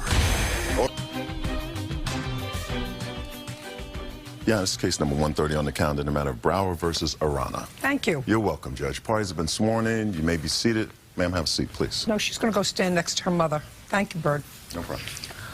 Your first name is? Shelby. Okay. Miss Brower, you know absolutely nothing about this case because you weren't present when the accident occurred with your car. Is that correct? I know some other details, You just don't know what I any had of to the- do afterwards. You don't know any of the details No. of the accident because you weren't there. No. The only two people that were in your car were your daughter and her maybe ex-boyfriend. So I'm going to ask you to switch places with your daughter because the only reason you're interested in this case at all and the only reason you bought it is because you're the registered owner of the car. Yes, me and my husband. Okay. The accident occurred on what date? I believe it was March 27th. Is that right? Yes, Your Honor. I'd like you to keep your voice up. Look like you're animated. Look like you're in a courtroom. Look like you're engaged. Not engaged, but engaged in what's happening here. March 27th. At what time, Shelby? 1 o'clock in the morning. Just you and what's your first name? John. Just you and John in the car? Yes. Who was driving, Shelby? John. Do you drive? Do you have a license? Yes. So you elected to have John drive your mother down? Okay. So you drove down where? To Missouri. What were you doing in Missouri? Going to see his mom. Was that a pre-planned visit? To us, but not my parents. I don't care about your parents. This is not about your parents. Yes, it was a pre-planned visit. Okay, so you planned with John to go to Missouri to visit with his mother. You borrowed your mother's car. Yes. See how easy this is? I sift right through the baloney that's in this complaint written by your mother and answer, which I will read in a second. So you borrowed your mother's car, and you drove to Missouri. Yes. Why did John drive home? We weren't driving home. Where were you driving? I drove to Missouri. I was the only one that was supposed to be driving the car. When the accident happened, we were on our way home. Well, that's what I'm talking about. So you drove to Missouri and you visited with his mother? Yes. How many hours did you visit with his mother? We were staying with her for a week. How long did you tell your mother you were going to be away? A week. Where did you tell her you were going? Tennessee. What were you supposed to be doing in Tennessee? Staying with his grandma. Now, can you think of any reason why your mother would be happier if you were staying with his grandmother in Tennessee than with his mother in Missouri? Because you lied about something, right? I have type 1 diabetes and what? I have type 1 diabetes and his grandma has. Okay, so you lied to your mother. You told her you were going to Tennessee when you had a pre-planned arrangement with John to go to visit his mother in Missouri, with whom you stayed for a week. Yes. Now, during that week's time, did you call your mother? Yes. And she asked how his grandmother was? From time to time, yes. And you said, oh, grandma's fine? Yes. Yeah, great. Okay, now it's time to come home. And it happened we crashed the morning of the 27th. On your way home? No. Where were you going? We had gotten in an argument that night, and he started drinking, and he stormed off with the keys and got in the car and started pulling out of the driveway, and I ran after him. The driveway of his mother's house? Yes. Okay. In my mom's car, and I jumped in the passenger seat trying to stop him, and we got in the accident then. What did you get into an argument about? I got a call from a random number, and it was from some boys that were trying to get with me. That made him upset. Okay, so it was about jealousy. Yes. So he was upset that he saw a random male caller. Yes. Okay. Now, did he start drinking before? That is the reason why he started drinking. Okay, so then he started drinking, and you were arguing in his mother's house? Yes. Okay, so he jumped in the car. Now, while you were in Missouri visiting his mother, I assume you traveled around? We went to a lake once. And when you went to the lake, who drove? I did. Is that right? Yes, Your Honor. So you were really the only one driving the car. You drove there to Missouri. Yes. And you drove to the lake. So far, are we correct? Yes, Your Honor. Or his mom drove her car. Okay. Now, just so that the people, hopefully 10 million people who are out there watching today understand why I took the testimony of Shelby, because her mother says, Jonathan told us he was leaving to go out of the country, and I was relieved. He asked permission to take my daughter on a final date so they could say their goodbyes. Listen to this fairy tale. I was reluctant, but I agreed under the circumstances because I was thankful he would no longer be around my daughter. I allowed my daughter to take my car and drive to his grandmother's house, but only if he left his car at my house. This was to ensure that he would return her home safely. He wound up kidnapping my daughter and taking her to another state without my permission. That doesn't sound anything like the story that I just... You made it appear to me that he borrowed the car to say goodbye to her for an evening. He ended up kidnapping her and taking her out of state. That's what it sounded like here. This was a prearranged date where your daughter lied to you where she was going. They both did. No. He has no duty to tell you the truth. Be nice if he told you the truth. She's your daughter. She got you to agree to give her the car so that they could ride to Missouri by telling you a lie. No, Your Honor, I preferred that they took my vehicle so I knew she was coming back. His vehicle was left at my house. That's fine. What I'm telling you is your daughter lied to you as to where she was going. Absolutely. Not only once, but she continued to lie every day when she spoke to you and said, Grandma's fine. Absolutely. Good. We now know Romeo and Juliet went to visit his mother, and they got into a kerfuffle after a week. Now, Jonathan. Yes, Your Honor. Now we're going to talk about the 27th. Take your hands out of your pockets. Very good. Tell me about the 27th. That evening, Your Honor, we were watching TV, and one of my exes had gotten in contact with me over Facebook Messenger, and Shelby saw it while we were watching TV, and that's what initiated the argument. That I don't know about a call that she had gotten. So it was a girlfriend an ex-girlfriend yes, who contacted you. Yes. That sounds more logical. Shelby, that sounds more logical to me. Now, were you drinking? I had a few drinks that night, yes. Okay. Then you tell me why you got behind the wheel of a car. It had been a few hours, Your Honor. I don't care if it was a few hours. What did you get behind the wheel of a car for? It was at night. Where were you going? I was going on a drive and to get some cigarettes, Your Honor. You were going on a drive, but according to both Shelby and to you, you had not driven the car. She drove to Missouri, she drove to the lake, and the only other driving that they did was when your mother drove. Now tell me about the accident. Well, we were driving. I had taken off. She was in the car. We were arguing about this ex-girlfriend. I was trying to calm her down, but she was... So, we were arguing. I was trying to calm her down. She hit me, and when she hit me, I looked over at her, and when I looked over at her, I swerved. And when I swerved, I didn't see the ditch coming up. And The ditch just snuck up on you. You think it would have snuck up on you as fast if you hadn't had a couple of drinks? no, Your Honor. Yeah. Judge Judy continues in a moment. You're treating her as if she was an innocent. No. I'll tell you something. They didn't have a fight over a boyfriend of hers. They had a fight over an ex-girlfriend contacting him. Real cases, real people. Judge Judy. Candace Brower says her daughter's ex-boyfriend, 19-year-old Jonathan Arana, drove her car without permission and wrecked it. Okay.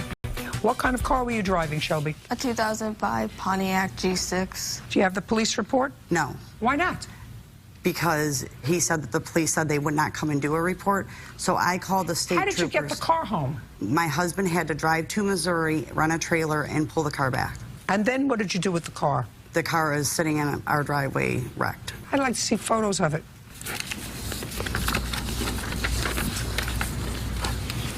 And I have the text messages also. I just want to see the pictures of the car. I have no idea. That's the inside as the airbags were deployed. Which Okay, so the airbag was deployed. Both airbags were deployed, and the front end, the whole front clip, would have to be Well, I replaced. can't see that. That's not $5,000 worth of damage. Can I see a picture of the whole car? I don't have a picture of the whole car. I have a picture of the car before it was wrecked. No, I need a picture of it. It's very hard for me to tell what this is. I understand the airbags were deployed. There's a certain amount of money That's that it the costs. front end. That's the grill, and it's the front end of the car. It went into the ditch, ripping the spoiler off on the front, the whole clip on the front. What I'd like to see, first of all, Bird, would you look up 2005 Pontiac? That was the issue, was just because the airbags had deployed, the car is considered totaled. Because when we took it in for an estimate, he told us, don't waste your money fixing it. He said it's not right. But just because airbags are deployed in an accident, insurance companies don't total a car. In that car for that year, it would be totaled because of the damage. Maybe that's true. Would you look up the value of that car? $53.25. And I have the estimate from. I'd like to see it. And I also have from the U-Haul where my husband went and picked it up. I don't care about that. Your Honor, I also have text messages where he says, like, he's sorry for being a disrespectful piece of, and... I don't care about his text messages. And that he won't have any contact with us, me or my daughter, at all, unless it's to pay the money he owed for the car. And I had to get a no-contact order through the military, through his first sergeant to... Stand something. You're treating her as if she was an innocent. No. She's not. She's not an innocent. I'm not excusing him. Absolutely. He shouldn't have gotten behind the wheel of the car. He shouldn't have taken the car. He shouldn't have had 2 drinks and taken the car. But there's no question that your daughter, who is pretty good at lying. Absolutely. Because she already lied to you. Yes. I want to tell you something. They didn't have a fight over a boyfriend of hers. They had a fight over an ex-girlfriend contacting him. I don't know what it was. I'm telling you. That's not true. Yeah. There's no proof of that. What? There's no proof of that. You want to know what my proof is? I'm 73 years old and I had 5 children. I have 13 grandchildren. Most of them are teenagers or better. Why would his Just a second. ex-girlfriend... Just a second. I don't answer your questions. Judge Judy continues in a moment. Boys just tend to be dirty. They don't clean up after themselves. Girls are manipulative. They lie. The nature of the beast. Most of them get better when they get older. Some don't. And later today, The year and make of this truck. Is a 1966 Chevy. What year were you born? 87. I would generally use that as a yardstick, buying a vehicle, unless you have a lot of money. real cases, real people. Judge Judy. Candace Brower says her daughter's ex-boyfriend, 19-year-old Jonathan Arana, drove her car without permission and wrecked it. Now, you're suing for $5,000, correct? Yes. How much do you think your daughter's responsibility is? I think she's partially responsible. I do too. I really don't think it matters where we were. If his ex-girlfriend contacted him and we were in Tennessee, the same situation would have happened. Just a second. I want you to repeat this to me again. I want to absorb it.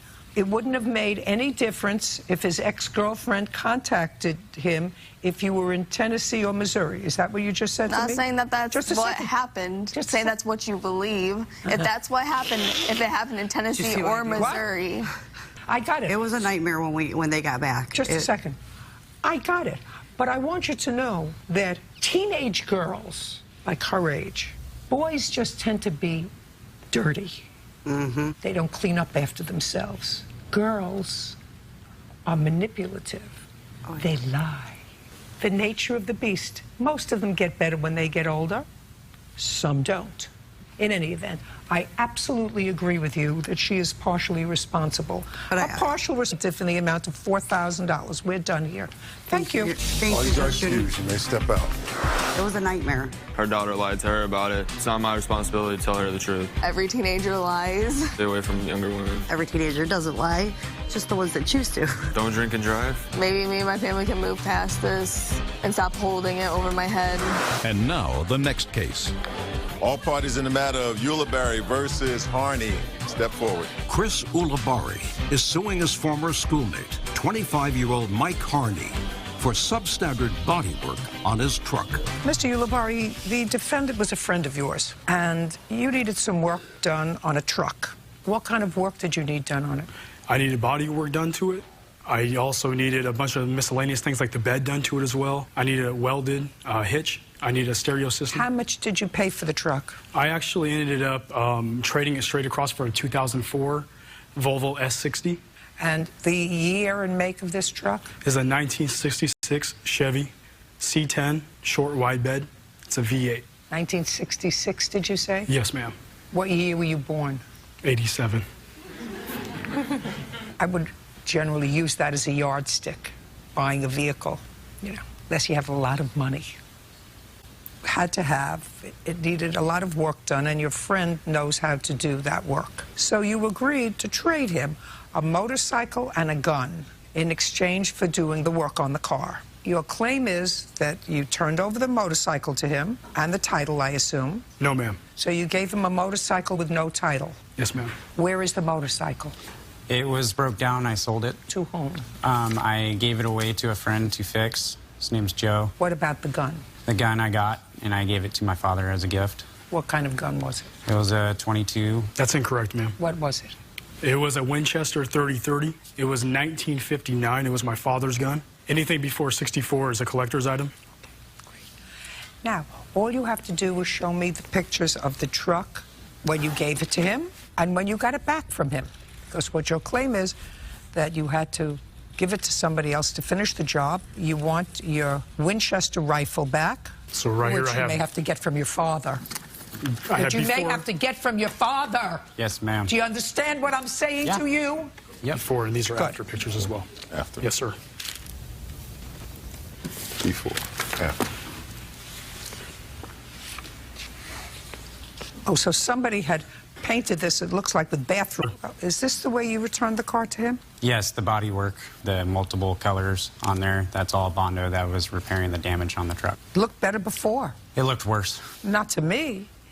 How many hours did you spend doing whatever you had to do on this? For several months before our confrontation, I worked about 2-3 times a week, maybe 6 to 7, 8 hours a day. Okay. Now I'd like to see a bill from somebody that you paid to finish whatever work this was. Right. So I have right here $1,500 for the paint job I already prepaid. and I had the quote for after he ruined it, how much it was going to cost me to actually fix his mistake. All right, well, he's not going to give you any money. You have to understand that, because that's not what you do. Judge Judy continues in a moment. Closed captioning sponsored by.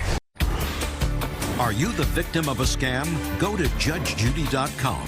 Like us on Facebook and follow us on Twitter. Okay, now, he's going to get the rifle back from his father, because that's the only valuable piece that you gave him. I talked to his father, and he told me that they actually... Just a second. He's going to have to get the rifle back from his father. Correct. You can't tell me what his father said to you. Correct. Indicates the rifle belongs to you. You take it to a marshal. You don't go to his father's house and you say, this rifle belongs to me, and I have a judgment because the two of you agreed to abide by my judgment. Yep. And then you will get your rifle. The motorcycle that you had no title for, I'm not giving you any credit for. So now you're only out what you have to put into the car. Okay. Because what you paid was actually the Winchester rifle. So we're done here. You're going to get your rifle back. We understand each other? Yes, ma'am. Perfect. That's all. We're done. Party judge, you may step out. Judge Judy continues in a moment. 95% of the body's done. I'm done here. He's unprofessional. I'll continue with my bartering because this is the first time I've ever had an issue in 5 years. Basically, he got over on me, and that's that. Just don't do business with friends. Don't let friends work on your truck. Listen to me.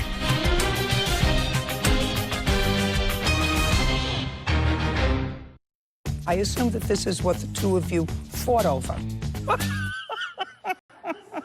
A Casanova gets caught. He tells me, my baby mama here. I said, hey, what are you doing? And he said, hey, And someone or something would pay. The next thing I know, I see her pulling pieces off my car. She just broke up with you 4 weeks before, so she knew it was somebody else's car. You are about to enter the courtroom of Judge Judith Scheindlin. This is Judge Judy. Stacy Speller is suing her ex-boyfriend's girlfriend, Kelly Tennant, for vandalizing her vehicle and an assault. Order. All rise.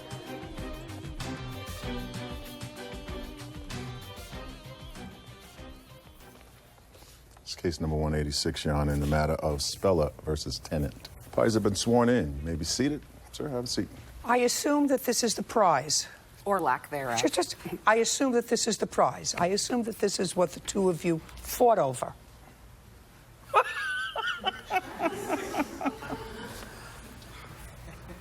Now, you have children with him. That's correct. How many? 2. And you lived together ever? Yes. From when to when? From 2012 to just recently. What's just recently? April of 2016. And when did you start to see, what's your last name? Garcia. When did you start to see Mr. Garcia? The first week of May 2016. And on May 27th of 2016, while you were seeing Mr. Garcia, you and Mr. Garcia went over to his mother's house for a visit? We were picking up some roller skates that he owned because we were going to go out skating that night. And you drove your car? Correct. His mother has a house with a driveway? There was, that's correct. There was a car parked in the driveway. Even if there wasn't a car. I'm trying to put this picture in my mind. So you drove your car and parked it where? On the street in front of his house, or his mother's house. Did you go inside? Did Mr. Garcia go inside? Yes, ma'am. And at some point, Miss Tennant showed up. Correct. Where were you and Mr. Garcia when Miss Tennant showed up? I was in the restroom. He was outside. So you don't know where he was when she showed up? No. So the next thing you know, when you come out of the restroom, Mr. Garcia is outside, and so is Miss Tennant. No. The next thing I know, when I come out of the restroom, he's coming into the house. Okay. Do you have a conversation with him? He tells me, my baby mama here, my baby mama here. Is that the way he said it to you? That's the way he said it to me. You remember that? Say yes or no. No, ma'am. Then I don't want to hear from you at all. You're back together again, right? Yes. Perfect. And? So when he says that, my thought is... Don't tell me, I don't care what you were thinking. He says, my baby mama here, my baby mama here. Let me put you outside in the back, we can go. Okay. Did you go through the house to the backyard? That's Did you correct. know how to get to the backyard? He semi-walked me there, but I knew how to get there because I had been there before. So you walked to the backyard? That's correct. And what's the next thing that happened? The next thing that happened, to my understanding, I hear them arguing. I hear her saying comments such as, why don't you want to be with me? Why are you breaking up our family? We have kids together. Who is she? Where is she? Those are the comments I'm hearing from her. From him, I'm hearing, just leave, just leave. You're not supposed to be here. It doesn't matter who she is. It doesn't matter. There's nobody here. It doesn't matter. Just leave, just leave. That's what I'm hearing from him. And from her, I'm just hearing Okay, so those you're listening from the backyard as to what's going on. That's correct. You're listening. What's the next thing that happened? The next thing that happened is as I'm in the backyard, I went to the back door to see if I could get in the house because I wanted to leave. By this point in time, that's their drama. So I couldn't get back into the house through the back door. So I went around to the fence to try to get out of the gate so I could go to my car and leave. I couldn't get out the gate either because there was something keeping the latch closed. But I can see through the fence them arguing. I can see my car pretty much right in front of me. They're arguing back and forth, still saying the same types of conversations. Gotcha. And then the next thing I know, I see her pulling pieces off my car. I had weather strips on all 4 doors. I see her pulling, just between the pulling and her movements, there's a huge dent in the side of my door. I saw all of this. I told Ryan, open this gate and let me out of here. She's not about to be damaging my property. He was like, you show right, open the gate. And I went towards my car. I wasn't thinking about her. I was ready to leave. She's coming towards me, shouting all kinds of things that don't even matter at this point. And then the next thing I know, she's swinging on me. I don't know how many times she hit me before I swung back. Okay, let's stop there. I'd like to see what the car looked like. Okay. What the damage was to the car. So these first 2 pictures are the original, what the car looked like when I bought it. And then the other pictures are the dent from different angles. I want to see what the weather stripping was. Can I see you that? You can see that only on the first picture. I believe I have an arrow pointed to the weather stripping. See. The plastic.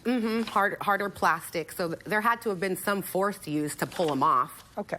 The last 2 pictures, I believe, have a black stripe going down. That's my belt shut in the door to demonstrate that it's not flush against the door. Right estimate? I do. I'd like to see them.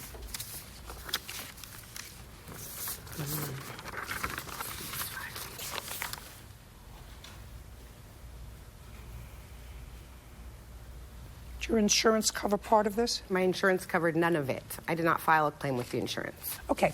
Now, Miss Tennant, did you drive there or walk there? Drove there. Was it prearranged that you go to his mother's house? Earlier that day it was. I don't believe you. Okay, I don't believe you. Okay. Okay. And when you went by the house, you saw a car in the front. Yes, I did. Had you ever seen that car before? No, ma'am. Now, you went there to see his mother or to see him? To see Ryan. So that you want me to believe, this is what you want me to believe. You want me to believe that Mr. Prize Package made a date with you to see you at his mother's house, and he brought his girlfriend with him because he's either stupid. Is he stupid? No, he's not stupid. Is he vicious? No, he's made a mistake. Just a second. Now, that's not a mistake. That's either stupid or vicious. That's not a mistake. If you invite the mother of your children over for a visit and you bring your girlfriend with you to that meeting and you hide her in the backyard, that's either very stupid or vicious. That's not a mistake. You know, a mistake is if you order your tuna fish sandwich on, we're going to start from the beginning. You went over there and you had an arrangement to meet him there or not? Yes, I just spoke to him earlier that day saying that I would come over towards the end of the evening. And that's when I arrived. And when I say end of the evening, it was before like midnight. It was like way before even 8 o'clock. Do you know, just from your body English, I know you're lying to me. It's so fascinating how after 40 years you could tell just from body English when somebody's lying. I've got proof in my phone that shows that we had plans to see each other that evening. Then he's either stupid or vicious. Okay, then that's him, not me. I just want you No, then he's either stupid or vicious. Okay. So now you go over there because, according to you, you have plans to meet somebody who you're back with now and who was the father of your children. He happens to bring his girlfriend with him to the meeting. And when you realize that he's there with somebody, because at some point you realized that he was there with somebody. Now, at what point did you realize that he was there with somebody? When she came running. Just a second. Okay. At what point? You come in and you knock at the door, ring the bell. What do you do? No, he was outside, getting out of the car, going into the house. Had you forgotten cigarettes? Had you forgotten something in the car? I was already sitting in the car, Your Honor. You were what? I was already sitting in the car. Is that right? Yes. When were you going to get your skates? They were already in the car. Okay, so now I got it.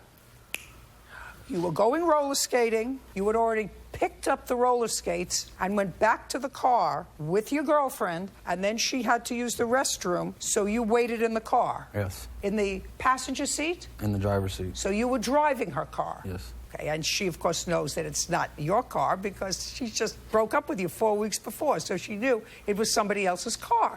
Oh, I love this. Perfect. It's setting up setting up the whole picture. So you come by the house and you see boyfriend in somebody else's car in the driver's seat, so he's real comfortable. Mm-hmm. He's already picked up the roller skates to go roller skating with his girlfriend that night. Mm-hmm. Now you understand all that. So I would lean towards stupid rather than vicious if I were you. And you see him and he's getting out of the car and so he proceeds to walk towards the house, and I said, "Hey, what are you doing?" And he said, "Hey, didn't really know what to say." So he said, my friend is letting me use this car while he's at work, blah, blah, blah. So I'm like, okay, cool. Okay, I didn't believe that. Just like you didn't believe that? Mm-hmm. You didn't believe that because... So you know when somebody... Okay. And so then I said, well, let me see who is in the house. And I went through the house. There's no one there. So I walked back into the front. We're standing parallel to her car. And we were talking about the situation. And he was like, no, I promise you, this person's car, he would not admit to that it was anybody else's car besides, I guess, a friend. So, yeah. Great. You want to stop there? No, I can continue. You sure? Yeah. Okay. Okay, so then at that point, we were arguing back and forth with each other. And then I looked over to the gate and I saw Stacy. And so sure enough, at this point, it's getting really hot and heavy between me and him, and we're yelling. And she comes screaming out of the gate. She comes and doesn't even give me a second to talk, and she wants to fight. So we start fighting up against her car. Yes, I fought her based on self-defense, and she is all against me on the car, and from the fighting, it must have ruined the car. And then after all of that happened, then the police came, and when the police came, they asked us to give them our statements, and at that point, the police said, well, it looks like... Don't tell me what the police said. That's hearsay. Okay, well, I'll look at a police report. They let us both go. Nobody got arrested. I'll look at the police report. But don't tell me what the police said. Police report is a business record. The police report says nothing about us fighting against the car. Can I just editorialize the police report? Just let me see it. Judge Judy continues in a moment. You wanted to be as truthful as possible with them, right? Yes, ma'am. Because you wouldn't lie to the police. No, ma'am. I never seen that, though. That's what you... That's not what I'm... Just a second. That's not what I asked you. And later today... What young people do. I do, too. You've spent a lot of money on just the wheels? Oh, no, not on wheels. Oh, it gets worse, Your Honor. No, not as you get older. As you get older, you get smart.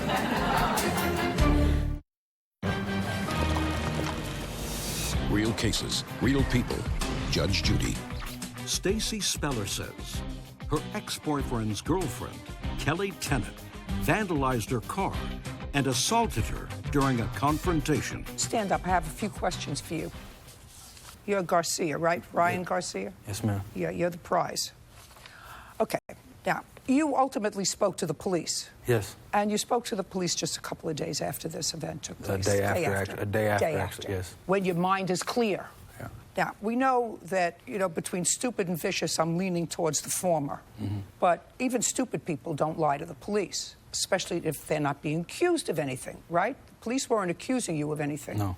Right? They No, didn't ma'am. come to problem that you had? Yes. They didn't come there for that. What they came there was for you to tell them your version of what happened, because they had a police report that they had to close out, right? Yes. And you wanted to be as truthful as possible with them, right? Yes, ma'am. Because you wouldn't lie to the police. No, ma'am. Because lying to the police, you could go to jail. That's, you know, we all sadly know people who that's happened to. They think it's okay to tell a little white lie, and they go to the slammer for 18 months, right? Yes, ma'am. So you would tell them the truth. Yes, ma'am. Well, the day after this incident, when your mind was really fresh, you said that Miss Tennant kicked the front passenger door of the plaintiff's car and destroyed 3 of the weather strips from the Dodge windows. That's what you told the police. I never seen that, though.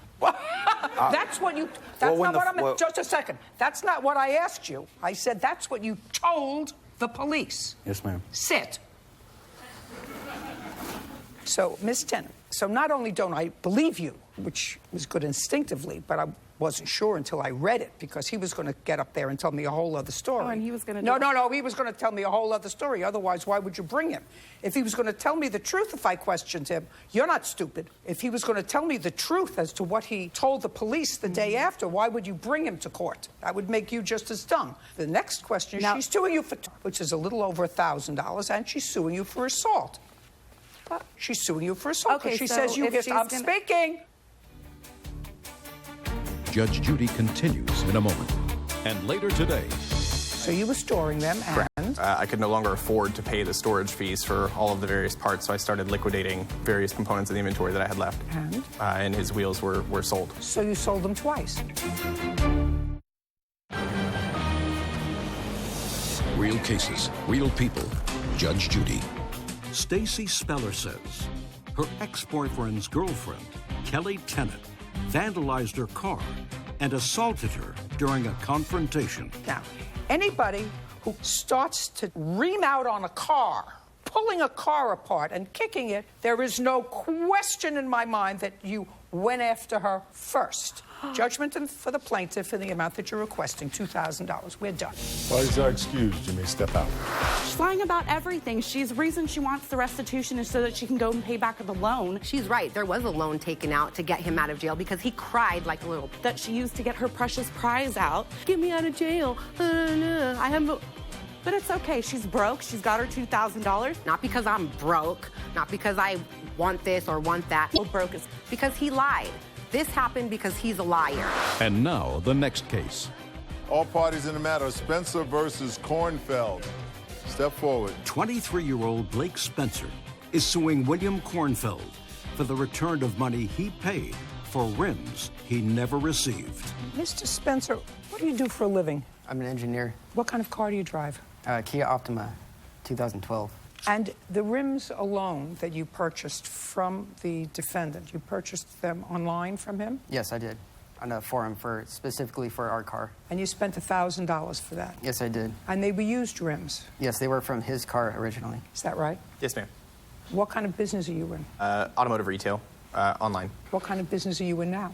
Construction. Where were you keeping your stuff? I had an office space. Where? Originally in Santa Ana. And was that an office or was it a warehouse? It was an office. How big? The office space was approximately 500 square feet with a storage facility that didn't belong to me that was approximately 2,000 square feet. That you used? It was owned by my best friend at the time, so I was granted some permissions, but it was a sandblasting facility, so it was quite dirty. Now, why were you selling the rims from your personal car? I had purchased a new car and was just taking that car apart and getting ready to turn it in from the lease. So you had added those rims. Who did you purchase them from? Amazon. So they were new? Yes, ma'am. And how much did you pay for them, new? I don't remember. Somewhere between $300 and $350 a wheel, so approximately $1,400. It's what young people do. I do too. You do too? Yeah. You've spent a lot of money on just the wheels? Oh, no, not on wheels. I use Amazon. Oh, it gets worse, Your Honor. No, not as you get older. As Okay. you get older, you get smarter. I wouldn't do it again.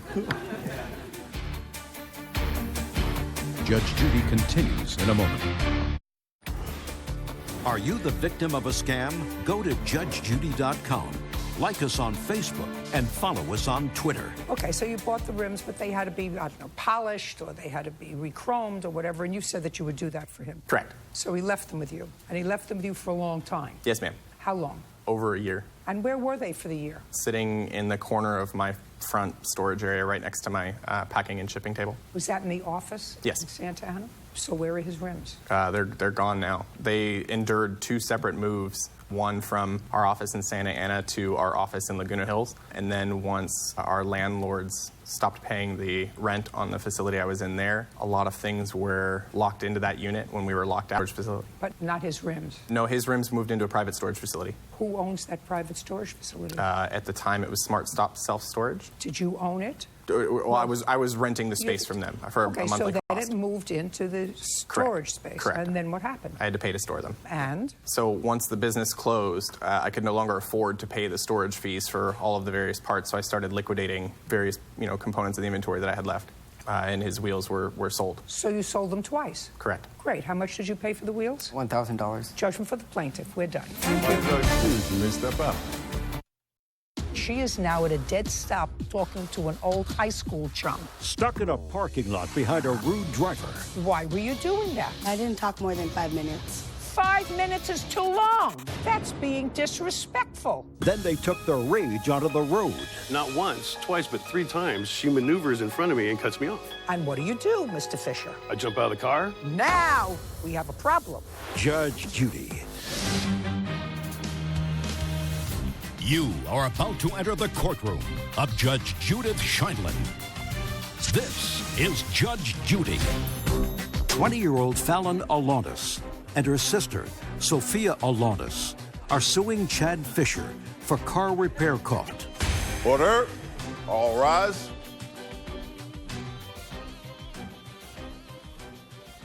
Yeah, it's case number 115 on the calendar, the matter of Alanis versus Fisher. Thank you. You're welcome, Judge. Parties have been sworn in. You may be seated. Folks, have a seat. Who was driving? Raise your hand. Were you in the car? No, ma'am. You can sit down. But you own the car? Yes, ma'am. But you were the driver? Yes. Now, Mr. Fisher, I'm going to start with you. I have to create a visual picture of this so that everybody out there, including myself, understands so they can relate to what happened. Okay. You're driving through a parking lot? Yes. It's not a big parking lot. No, very small, and there was construction being done. And you were leaving the parking lot? Yes. You had parked there? No, I actually had gone to the park, and then I had gone through the parking lot because there was construction on the street. So you were not going through the parking lot to use it for any legitimate reason. You were doing it to circumvent traffic. Correct. Now, Miss Alanis was in her car in the moving traffic lane in that parking lot. Correct. And she stopped to talk to someone. Who were you talking to? A friend. Was your friend in a car or on No, foot? he was on foot. Had you planned to meet him, or was this a chance meeting? It was a chance meeting. And where do you know him from? Hi. You're trying to circumvent traffic, and Miss Alanis is stopping in the middle of the parking lot that you are going through in order to avoid the traffic, and she is now at a dead stop talking to an old high school chum. Correct. Have I created the word picture for you? You're paying attention. Paying attention. Good. And she either doesn't look in her mirror or looks in her mirror and sees you and says, I'm not finished yet. So she doesn't quickly end the conversation. Well, it wasn't the fact that she was ending her conversation or beginning the conversation. She was just in the middle of traffic, in the way of everybody that was trying to do their business. Well, right now, you were the only one, your car was the only one trying to get through. No, not at all. There were other cars. Absolutely. Well, then she was talking for a while. Yes. Why were you doing that? I didn't talk more than 5 minutes. 5 minutes is too long. That's being disrespectful. Yeah. So that even if it was just Mr. Fisher, it would have been disrespectful. Yes. Because there's one lane that people can use, and they don't have to wait for you for a minute, much less 5 minutes. Who are you? I'm the dad. Father. Do you understand that? Yes, Your Honor. Right. So she was being disrespectful. I would actually take away her car privileges for a while. I agree. What kind of car were you driving? It's a small 2-door Ford Explorer. And what kind of car were you driving? A Kia Forte. A smaller car? Yes. So you're in an SUV, and she's in a Kia. Yeah. And you honk your horn, and she blows you off. Yeah. What did she yell out the window? Honestly, I don't know. You don't know? Too much of in a hurry. Didn't have time to bother with it. When I'm finished, I'll move. Whatever. Yeah. Something that wasn't, oh, I'm sorry, and I'll move right along. Yeah. Right? Something a brat would do. right? Exactly. Exactly. I'm with you 100%, Mr. Fisher. Thank you. So far, I'm with your aggravation 100%. I don't know what I would have done under the circumstances, but ultimately, she moved in order to let you out or just to get out? No, that wasn't it at all. I had just gone around her and was going about my business. Just a second. Did you say anything to her as you passed? I did, but You did. I don't remember. Did you gesture in any way to her when you passed? I probably did. I've probably been known did. to do something like that. You probably did. Yeah.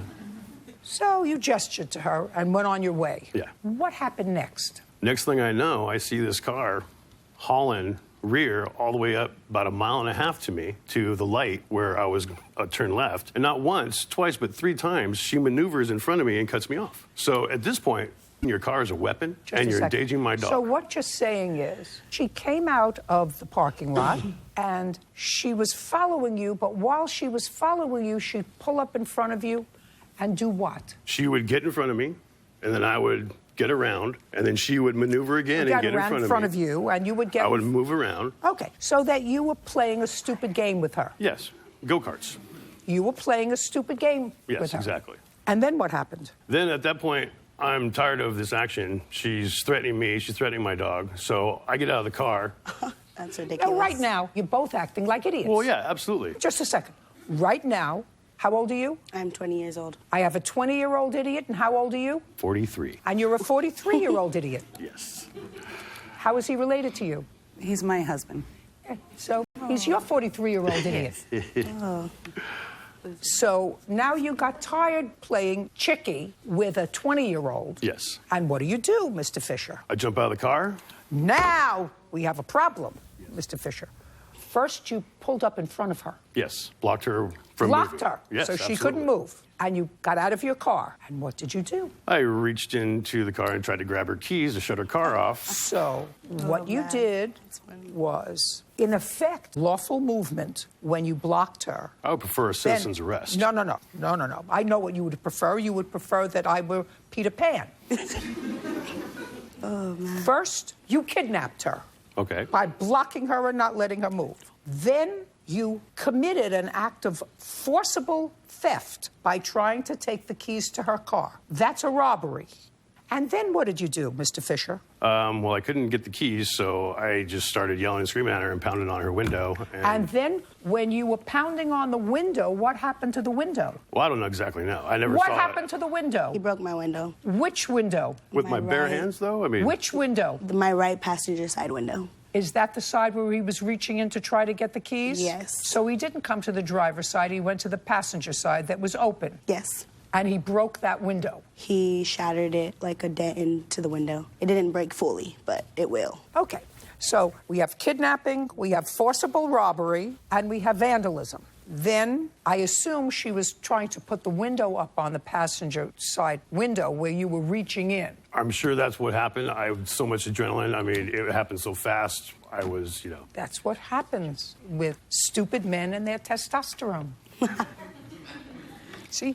Women are smart. I would never get out of the car. I'd roll up the windows. I do a lot of that. I would never get out. Only stupid men get out of the car. Well, then would you chase the person? Stupid. No. Would you chase No, the person 2 you miles were- to their house? you That same person were that damaged playing their... chickie with her. You, with her, were doing this thing. And then you got fed up. So I know what you were doing. So then you acknowledge that you broke the radio when you were reaching in for the keys. I read your answer. Okay. You acknowledge that you broke the radio, correct? Correct. So broke the radio, broke the window, got back into your car, and then she started to chase you. Yes. Crazy. What? Crazy. She's chasing me. Just a second. Mr. Fisher, there is something wrong with you. You've been married to him a long time? 9 years. 9 years. I'm sure he's otherwise a nice guy. He really is. He was just having a bad day. It was early. It He was early. just taking the dog for a walk. That's all he went Well, to do. he wasn't at the taking park. the dog uncross your arms. He wasn't taking the dog for a walk in the car. No, we drive to the park. It's bigger. It's a better place to walk the dog. Well, then he wasn't in such a big rush. He wasn't going to his job. No, not at that moment. What day of the week was this, by the way, Mr. Fisher? Maybe a Wednesday or Thursday. What time of the day? I would say maybe noon to about 2 o'clock, something like that. Okay. So then she followed you home, and what happened? I So you threw your dog in the house, and Now you're safe in the house. Oh, now my dog's safe in the house. No, you could have been safe in the house. When you threw your dog in the house, you could have gone into the house. You're right, I could have. But she's circling my neighborhood. Just a second. So now you're in the house, and I assume that you have a telephone. Yes. And a telephone has a mechanism where you can call 911 and say, there's a crazy person here who just blocked me from moving quickly through a parking lot. Then we engaged in a sort of game of chickie on the road, and then I kidnapped her. I broke her radio. I tried to rob her keys. I vandalized her car, and she's circling my house. You could have told all of that to the police. Or that there was a person endangering the public, and I tried to stop them and make a citizen's arrest. No, you were doing the same thing. Instead of the whole Listen kidnapping to me. thing. You were doing the same thing she was. I was doing a stupid. And service. you're 43. Yes. And she's 20. Yes. So you put the dog in the house and you did what any other 43-year-old moron would do. You got back into your car and you started to chase her. Yes. And you chased her to her house. Correct. Okay, now, you have the police report? Yes, I do. I'd like to take a look at it. Now we've created the word picture. I hope everybody understands it. Listen, rudeness precipitated a series of events that wouldn't have happened if you were a polite driver. Yes. I'm not excusing him. Neither is his wife. As a matter of fact, his wife is a lovely lady who would probably like to kill him. Yes, ma'am. Judge Judy continues in a moment. And later today. When did you sell it to them? The 16th. Why? Because she was my best friend and I... Don't give me the whole story. Okay. Tell me something that I understand, that's logical. Why would you buy a car on April 8th and sell it a week later to your best friend?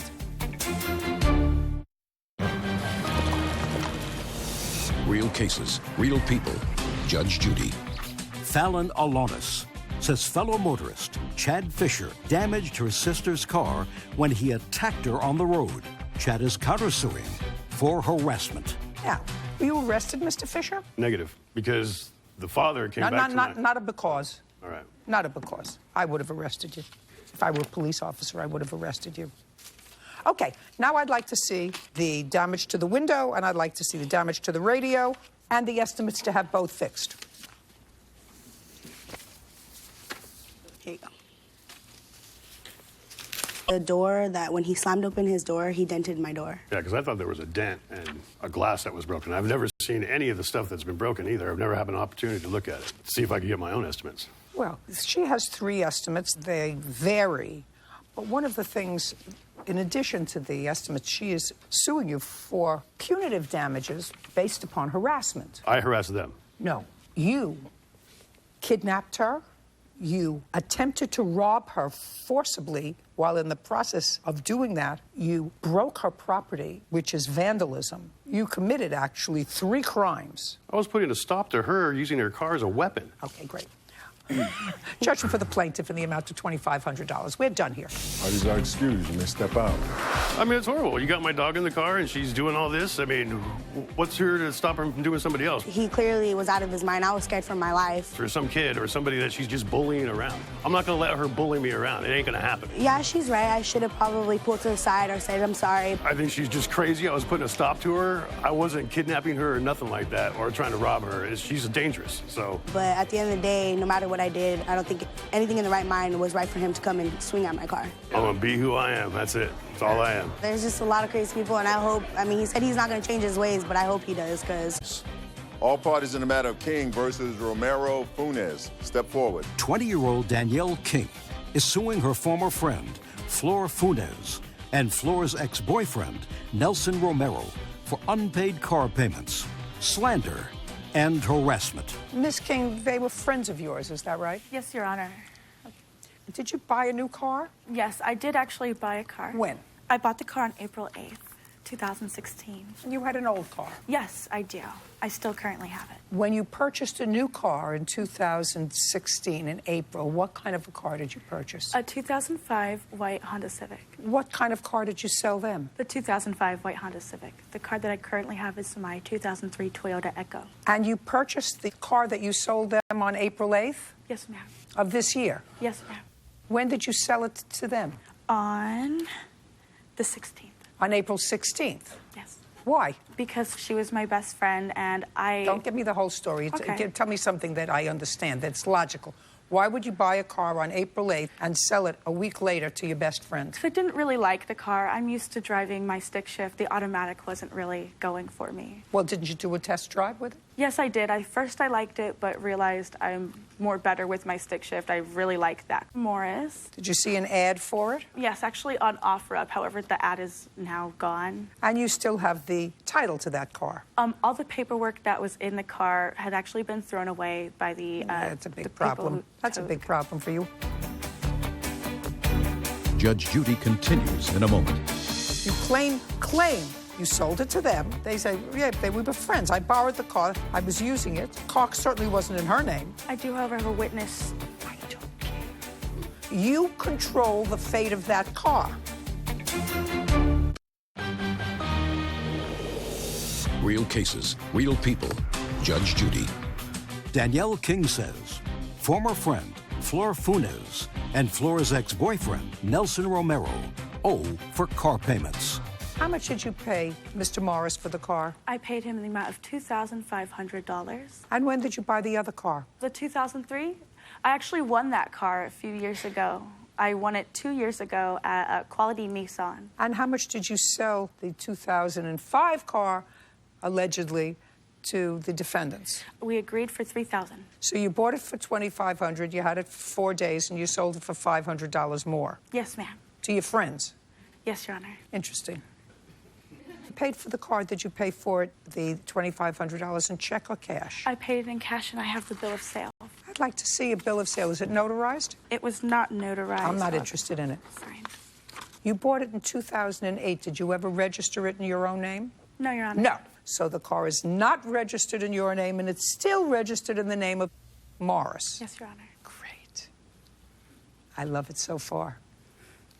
Then you sold a car that you either owned or didn't own to the defendants, and one of them got pulled over when they were driving the car for what? For a broken taillight. So there was a broken taillight on the car. Actually, Your Honor, I have a case number. She actually got pulled over for a DUI. I don't have the police report. Was it a DUI or a broken...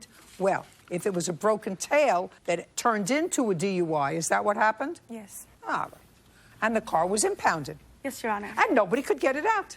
No, Your Honor. You can't get it out, not because you didn't have any money, because you're not the registered owner. And she's not the registered owner. You have to be the registered owner to get the car out of impound, right? I did, however, speak with some of the people at the police Don't tell me what anybody who you spoke to said. It doesn't make any difference. You have to go with the bill of sale and the title, register the car, and then you have the ability to go in and get. Attempt, but I did not. You did not.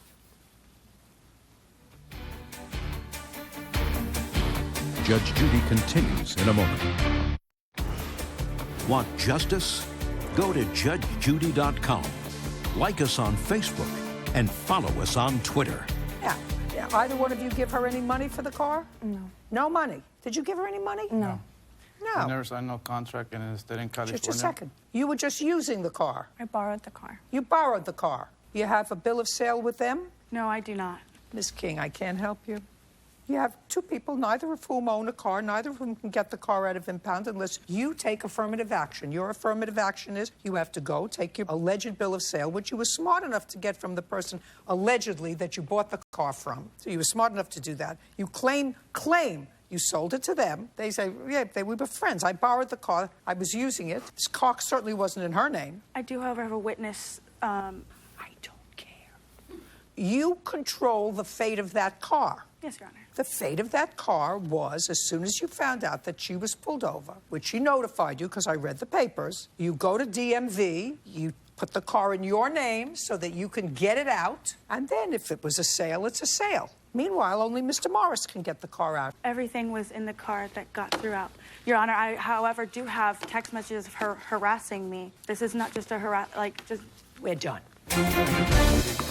Parties are excused. You may step out. Judge Judy continues in a moment. And on the next Judge Judy. I sold her a car, and she ended up getting a DUI in the car. I didn't give her any money. She's just saying that because she slept with him. When she came back from the drunk tank, she saw me with her cousin, and she says, "Why are you there with my man?" She's trying to cover it up. Her first cousin is her boyfriend. Yeah, that's my cousin right here. She's been harassing me ever since, threatening my family, threatening me, calling my work. I don't know. She was my best friend, and then I don't know what happened. I've been harassed so much, and it took a huge toll, not necessarily just on me, but on my boyfriend and on my family. Well, with friends like that, what do you need enemies for, right?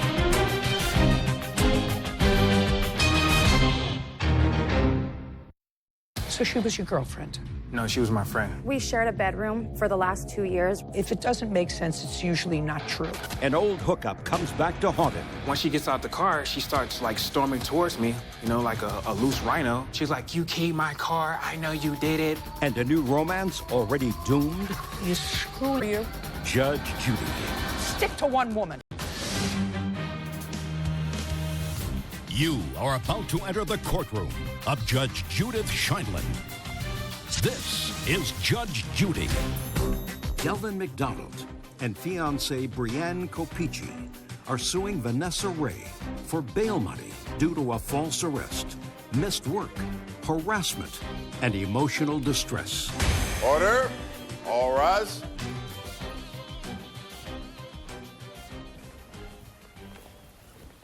That's case number 209 on the calendar, the matter of Capici McDonald versus Ray. Thank you. You're welcome. Parties have been sworn in. You may be seated. Folks, have a seat, please. What's your last name, sir? McDonald. Mr. McDonald, your co-plaintiff is your fiancée. Is Yes, that right? Your You Honor. live together. Yes, Your Honor. And the defendant used to be your girlfriend, and you lived together. No, Your Honor. She was my roommate. Well, she maybe thinks she was more than your roommate. That's what I get from her answer. Were you just roommates, or did you date? We shared a bedroom for the last 2 years. We were raising our children together. We lived together, yes. Okay. When you say raising your children together, do you have biological children together? Shh. Do you have biological children together with Mr. McDonald? No, I have 2 children of my own, and Mr. McDonald has his son. Did your son live along with her 2 children? Yes, Your Honor. Did there ever come a time when you and Miss Ray lived together in the same bedroom? Yes, Your Honor. Okay, perfect. Did you contribute to the rent? Yes, Your Honor. How much? The one-bedroom apartment that we lived in, I contributed. Just a second. So you lived in a one-bedroom apartment with the Yes, when I 3 first children? moved in. Yes. And where did your son sleep? He slept in a bed along with her children as well. So you mean 5 of you slept in the same bed? No, it was 2 beds in one room. I'm just getting some background before I get to the case because, Mr. McDonald, I like to know the people that I'm dealing with. Okay. So you have a son? Yes, I do. How old? He's 10 years old. How long did you know Miss Ray before you moved in with her? A little over a year. So she was your girlfriend? No, she was my friend. You don't move into a one-bedroom apartment with 3 children, with one bedroom that you share with a friend. If it doesn't make sense, it's usually not true. Now, Miss Copici? Yes, Your Honor. You have children? Yes, ma'am. How many? I have 2. Any more on the way? I have 1 on the way. Mr. McDonald, the father of that child? Yes, ma'am. When did you meet Mr. McDonald? I met him over 2 years ago. It'll be June. And when did he move in with you? We were talking for a year as friends. We did He hang has a out. lot of friends. Well, now we're here with baby, so we're different, fiance, whatever. Maybe. That doesn't make you a wife friend. That makes you a pregnant friend. Okay, let's go. Just give me the date that you moved in together. For me, September of 2014. And when did he move out of your house? He moved out of my house on September 19th of 2014. So he moved from your house Straight directly into her home. house. Yes. Now, Miss Ray, because when it comes down to it, this is a case where the 2 girlfriends got into a kerfuffle at the school of your children, your son and your 2 children, and you were arrested, and then they dismissed the case, but she had to bail you out, and so that's what you're suing for, and you're suing for an assault and for missing work and whatever. But so I'm going to ask you a couple of questions. Okay. This incident took place on what date? May 24th. Now, at that time, he had been gone for 2 years. Correct. Now, in the 2 years that he's been gone and clearly developed more than a friendship with Miss Capici, what contact have you had with him? We spoke daily. On the telephone, text? Text, via text, every morning. Good morning, good night. I'd love to see a couple of them. I deleted Mr. McDonald out of my phone completely when I got my restraining order. Well, you got your restraining order in what month and year? I got my restraining order from Mr. McDonald. 2014, September, and May of 2016, did you have any contact with Mr. McDonald? Yes. Now, you said to me you had daily contact. Yes. I said, I want to see it. You said, because it was by text, you said, I deleted it. Doesn't make sense to me. If you are going to sue him for everything that you're suing him for, why would you, within the last 8 weeks, delete all the text messages from him? Your Honor, I've been to court with Ms. Capici and Mr. McDonald on 4 separate occasions. So this is not the first time. Let's just, great, that's even more reason not to delete any evidence. So let's just say it's true, which I don't believe, by the way. Neither does this lady, who was your mother, right? I know it's your mother, it's one face. He would write you every morning, good morning, and did you ever respond to him? I stopped responding to Mr. McDonald after May 24th. So the answer is for 2 years you did respond to him. Yes. And since we're writing a novel here, a work of fiction, what did you respond to him? Good morning back. We would have small text messages about anything. About anything, about the day, about our children, about what was going on, about his rhythm, things like that. He would always come ask me what I thought, blah, blah, blah. We would have conversations about my life, my family, things like that. I never believed that Mr. McDonald stalked me or harassed me up until that point. We started to argue in the month of May, and it led to all this happening. Just a second. What were you arguing about in the month of May? Because I told Mr. McDonald that I was done with his bullying. He would text me and he would ask me... You know, even your mother is rolling her eyes. I have to tell you, I'm just letting you know. Now, I want to know, on May 24th, was there an open school day at school? Yes. That's the same school where your son go to school there? Yes, Your Honor. Do your children go to school there? No. What kind of open school period was it on May 24th? It was open house. You go to the school and then the kids show you what they've done throughout the year, projects, works of art and things of that nature. Had you in any way, Mr. McDonald, communicated with Miss Ray that you were going to be there that day? No, I haven't spoken. I actually didn't speak with her since May 12th, actually. What did you speak to her about on May 12th? She called me. She asked me for some advice. I told her, I gave you advice. It was about a car or something that supposedly she had wanted to purchase. At that point, had you told... My fiance wasn't pregnant at the time. Okay. Between 2014 and 2016, did you maintain contact with Miss Ray? Yeah, we were friends. Do you know what it was that changed that? I guess her pursuit, because she constantly, regardless, because I never gave her the title, quote unquote, what she always asked for, because we were just friends, and she saw me move on with my life. She tried to, you know, she got involved in my life. A lot of relationships that I had, like I said, we were roommates. I dated people while I lived there because she was my roommate. Well, you also lived with her in the same bedroom. Only because it was a one bedroom. But I didn't always stay there, though. I didn't always sleep in that bed, though. I used to sleep in the living room a lot, on the floor, actually. Are you suggesting to me, Mr. McDonald, that you never had an intimate relationship with her? The first night in my cousin's truck, yes, I did, Your Honor. In what year? Wow. That was 2013, 12, something like that. Now, are you suggesting to me in the time that you lived with her, you did not have an intimate relationship with her? When I wasn't dating anybody. So you had an on and off intimate relationship with her? Off and on, yes. I just want to tell you what's down the road for you. Do you understand? Definitely. Do you understand what's down the road for you?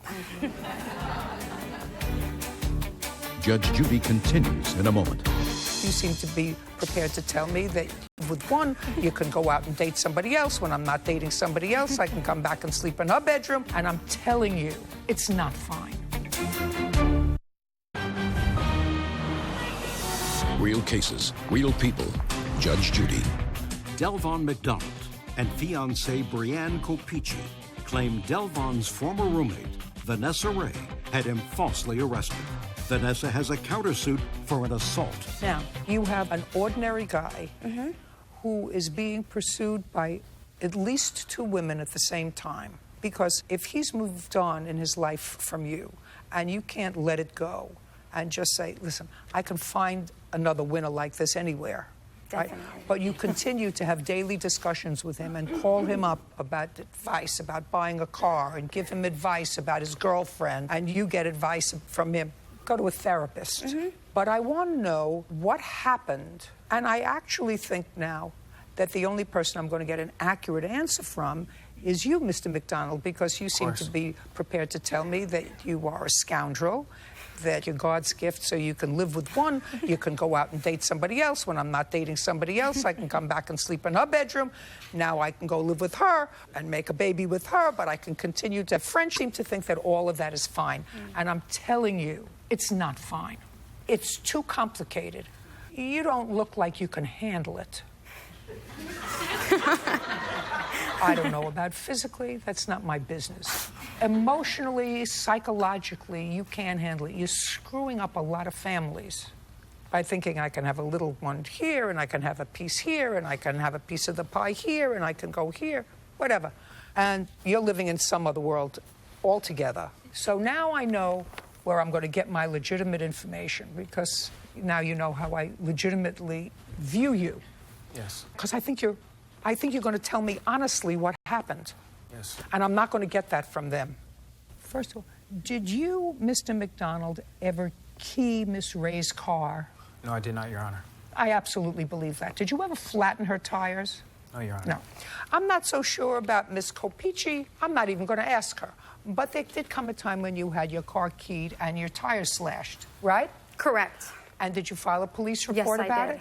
And did you name the person who did it? Yes. And do you have a copy of that police report? Not that one, no. That one is the only one I'm interested in. Okay. My apartment complex does have security cameras, and they did you saw bring me that? No. Were you ever arrested for that crime? No, I was not. All right. So now on May 24th, you go to the school. Yes, Your Honor. And what happened when you went to the school to see your son's artwork? Well, me and my family, me, my fiance, and my stepdaughter and my son, we went to the school to see my son's exhibits. And they had an intermission, so on the intermission, I went outside because I smoke cigarettes, so I went outside to have a cigarette. It's not a good idea for you to smoke cigarettes, or you have a 10-year-old son that you have custody of, and you're going to have another baby. It's not a good idea for you to smoke anymore. I'll quit today, then. Perfect. Let's move on. All right. So I was outside smoking a cigarette, and when I noticed Miss Soto Ray, I don't know how you guys have it. She comes around, and I see her, and I just glance over. In a car or in person? In a car. And as soon as I see her, she makes this face, and she flips me off. So once she gets out the car, she starts, like, storming towards me, you know, like a loose rhino. And I'm like, I look over, so I'm like, what's going on? Like, and I call my girlfriend. I'm like, hey, get the kids. Let's get out of here, because I think she's about to start something, you know? So she comes, she approaches me, and she was like... What did she say? She was like, you keyed my car. I know you did it. Blah, blah, blah. You messed my car up. And I was shocked. I was like, what are you talking about? She was like, I know you did it. I'm like, what are you talking about? Why would I key your car? You have nothing I want. I left you alone. Like, I have a beautiful fiance of regular size. Shh. I did. You did. Okay. He's disrespectful. He's very disrespectful. Listen to me. He doesn't have to be respectful or disrespectful of you. He's got another girl. You got to leave him alone. Judge Judy continues in a moment. If somebody came to court and said, I want her to have an order of protection, I would say, no, I want to do a trial. I have nothing else to do today, and I'm going to do a trial on your ridiculous case, even though you're willing to consent to your adversary having an order of protection.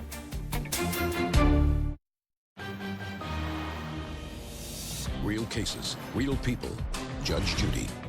Delvon McDonald and fiancée Brianne Copici say Delvon's former roommate, Vanessa Ray, owes for a false arrest. Go ahead. So what happened next? And then she goes to hit me, right? So I'm like, what are you doing? And then my girlfriend at the time or whatever, she shows up with the kids, and they're on the curb right here. She's like, we're not going to do this here. Yes. And she was wearing a hat that said Bonnie on it, and I was wearing a hat that said Clyde, which she actually used to own. A hat. Oh, sorry. So she goes, she sees us both with the Bonnie and Clyde hat, because she used to have a Bonnie hat, and it upset her. That you bought me. Okay. Mm-hmm. And that I bought you the Clyde. Mm-hmm. So she snatches it off my head, right? And, like, you know, her hands are, like, bigger than mine. So when she grabs my hat, she pulls my head down. And so she goes like this. She turns to the side to, like, you know, keep me from going to reach for it. And she gets a hold of the hat, and then she finally gets a hold of the hat, and she pushes my girlfriend in the chest. And then she was like, you blah, blah, blah, that's why boyfriend or something like that. And then her mom came. Whose mom? Vanessa's mom. Mm-hmm. Your last name is? Soto. Ms. Soto, you there looking at your grandchildren's artwork? Yes. Like I do every year, yes. That's what you were there for? Yes. Were you in the school or outside of the school? Actually, I was approaching the school, so I was still outside of the school. I hadn't gotten in yet when I saw my daughter talking to Mr. McDonald. And I hurried to park because I knew what had happened a couple of days before, that he had keyed her car. He didn't key her car. There was no proof that he keyed her car. Yes, but there's no evidence that he did not do it either. There's no evidence that her didn't do it. Yeah. And your daughter is a little bit high energy. There may be a lot of people. What I don't understand is why she had anything to do with this man who's off involved with somebody else. You end it, and you treat these relationships very casually. Sadly, women don't treat those relationships very casually. Now, you have a claim for assault. Did you go to a hospital? No, ma'am. Yeah, good. And you got in between this fight. Your Honor, I didn't technically get involved. I was saying that we weren't doing this. She didn't like it, and so she put her hands on me. Yeah, she put her hands on you. I know, which she's not allowed to do. Exactly. Okay. Thank you. Now, you went to court with regard to protective orders. Yes, ma'am. Was there a trial? Yes. Were you granted a protective order against her? Yes, ma'am, I was. For how long? For 1 year. Did you testify at that trial? Yes. And the judge, after the trial, granted the plaintiff a protective order against you so that you have to stay away from her. Yes, I told the judge to give it to her. No, that's not true. If you told Yes, the I judge, did. hey, listen to me carefully. If somebody came to court and said, I want her to have an order of protection, I would say, no, I want to do a trial. I have nothing else to do today. I got 900 people outside who want my time, and I'm going to do a trial on your ridiculous case, even though you're willing to consent to your adversary having an order of protection. They no longer have those kinds of crazy judges on the bench. Okay, so after the trial, she was granted a protective order against you. Now, did you go to trial with regard to your application for an order of protection against Mr. I won a restraining order against Mr. McDonald due to harassment for 18 months. Don't. You testified. Yes. And he testified. Right. And the judge granted you a protective order. Correct. For 18 months. Correct. Correct? Correct. So now we know we have to stay away from each other. Anything happened since that time? A little bit. What? She drives past the house, she makes faces and stuff like that. It should be on record. If that happens again, I would suggest that you videotape it and bring it to the police and have her arrested for violating the order of protection. Yes, Your Honor, and I also was granted a restraining order as well against Mr. McDonald. After he assaulted my daughter, he verbally assaulted me and threatened my family. Did she go to the hospital? No. She approached him. Judge Judy continues in a moment. Are you the victim of an assault? Go to judgejudy.com. Like us on Facebook and follow us on Twitter. Now, she approached him furious because she believed that after 2 years of really nice back and forth, she believed he keyed her car. For whatever reason, I don't care. And she confronted him instead of leaving it up to the authorities, going into the school like she was supposed to, like you were doing. Correct. She confronted him. Right, and we never denied that from the beginning. That's very always been good. the truth. Very good. So your case is dismissed. I stand by the truth. Just a second. The truth is, you shouldn't have gotten involved. Myself? Yes. When I saw him attacking my daughter as a mother, what am I to do? A man should never touch a woman. No, in my way of thinking, one human being should not attack another human being. She did not attack. She took his hat off, Your Honor. Sit down. We're done. You and I are done. Thank you. Sit down. Your counterclaim is dismissed. So is your claim. We're done. Stick to one woman. Thank you. Yes. Thank you. We're done. Thank you. That's all that matters. Goodbye. Now let's talk about the burnt couch that I saw. Do you know how that happened? No idea. A cohabiting couple gets fired up. She has people over all the time. It could have been a number of her friends. She's also a fire dancer. No one fire dances indoors. That's absurd. And a relationship goes down in flames. You're drunk all the time anyway. You're twice as drunk and half as attractive. Cool. I'm not liking the two of you, actually. Judge Judy. You are about to enter the courtroom of Judge Judith Scheindlin. This is Judge Judy. Lauren Glenn for rent and a burned couch. Order. All rise.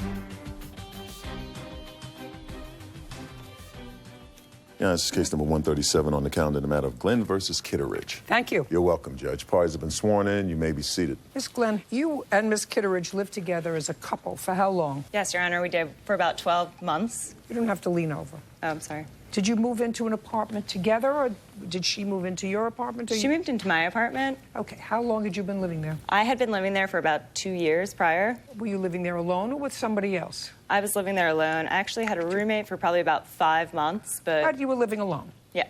She moved in on what date? February of 2015. Is that right? Yes. And is that when you became a couple? When you No, moved we in? were a couple previous before that. Sorry. Miss Kitteridge, when you moved in, what were the financial arrangements? We were just going to split the rent, which was $1,100. So we were going to pay $550 each. When did you move out? I moved out mid-May, like around the 12th. That's actually false, Your Honor. No, listen to me. First of all, don't bend over again. Second of all, unless I'm speaking to you, don't speak. All right, I'm very sorry. Great. Okay, so this is what the case is about. It is Miss Glenn's claim that you owe her some rent. You had a fight. You moved out. That you burnt her sofa. She acknowledges that after you burnt her sofa, she changed the locks in the apartment and threw your stuff out. Yeah. And your counterclaim is for the stuff that was ruined as a result of her throwing it out. Correct. So that's what I have. Okay. Did you pay her May's rent? No, I didn't pay her May's rent. Okay. And you lived there until the 12th? The 12th, yeah. Tell me the circumstances surrounding you leaving. I left because we had broken up in the beginning of May, but we had agreed that I would be able to live there until the end of May until I found a place. And then I moved out early because she was just partying, having people over all the time, and started dating someone. Yeah, in front of me. It was very uncomfortable. So it was uncomfortable. Yeah, absolutely. So when you left in mid-May on the 12th, did you take your property with you? Anything? I took a bag, like a duffel bag of stuff. When did you come back for your property? I came back about a week later. Did you have any contact with her during that week? No. When you came back for your property, where was it? It was outside the house, and the locks were changed. She tells in her complaint that you had broken into the house at some point and burnt a couch when you went into the house. Did you do that? No. I absolutely have no idea where she got that over all the time. So it could have been a number of her friends. She's also a fire dancer. You did not. You came back a week later and your stuff was outside and the locks were changed. Yeah. Is that what you're telling me? Absolutely. Okay. Now I want you to tell me, Miss Glenn, Miss Kitteridge left in mid-May. She did. She left like after May 9th. I actually went out of town. Just a second. Okay. How did you know, if you were out of town, that she left in mid-May? She had a party with like a bunch of members of her like softball team, and like some of them. Don't look at her. Look at me. Don't look at her. Some of them told me about it, and actually, I have some evidence here.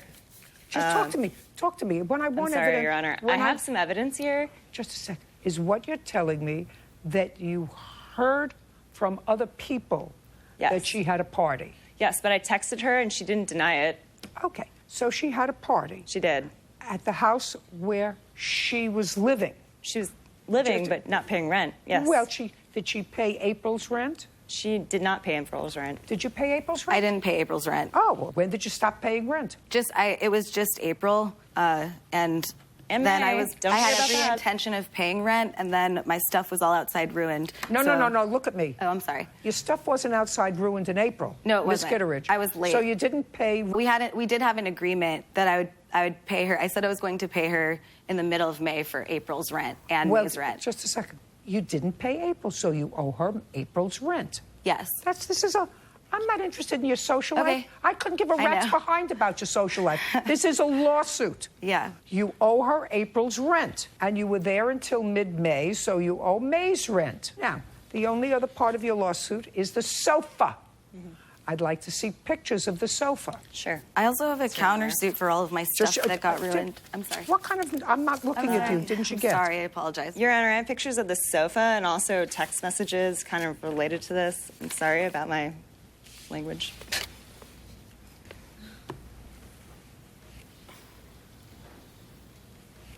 You're talking about this mark here? Yes. Okay. How would I even do that? You're capable of almost anything, I would say. I'm not liking the two of you. I'm sorry. Sorry, Your Honor. At all. We like you. Okay. Well, clearly something's wrong with two of the cushions on the sofa. Did we already explain that you're a fire dancer? I'm not looking at anybody. No one fire dances indoors. That's absurd. You're drunk all the time anyway. You're twice as drunk and half as attractive. Cool. Tell them goodbye. Goodbye. Parties are excused. You may step out. We're done. Come back when you can learn to behave. Judge Judy continues in a moment. So you were paying her $785 a month. I thought it was $550 a month, and the extra money I thought was for but utilities. you made a mistake. Why would you do that twice? $780. You're doing it again. I'm sorry, I won't do it You're anymore. doing it again. And later today, How much money did he give you? $200. He picked up the trailer, and in exchange for the trailer, he gave you $200. For initial payment. You have that in the contract? It was all verbal. Well, that's a problem.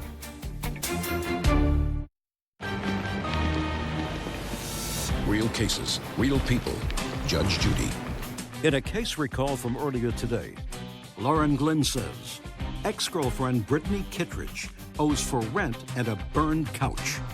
Brittany is countersuing, also for property damage. Judge, this is recall case number 137 in the matter of Glenn versus Kittredge. Parties are reminded you're still under oath. Are you ladies ready to comport yourselves appropriately? Yes, Your Honor. So sorry. Good, great.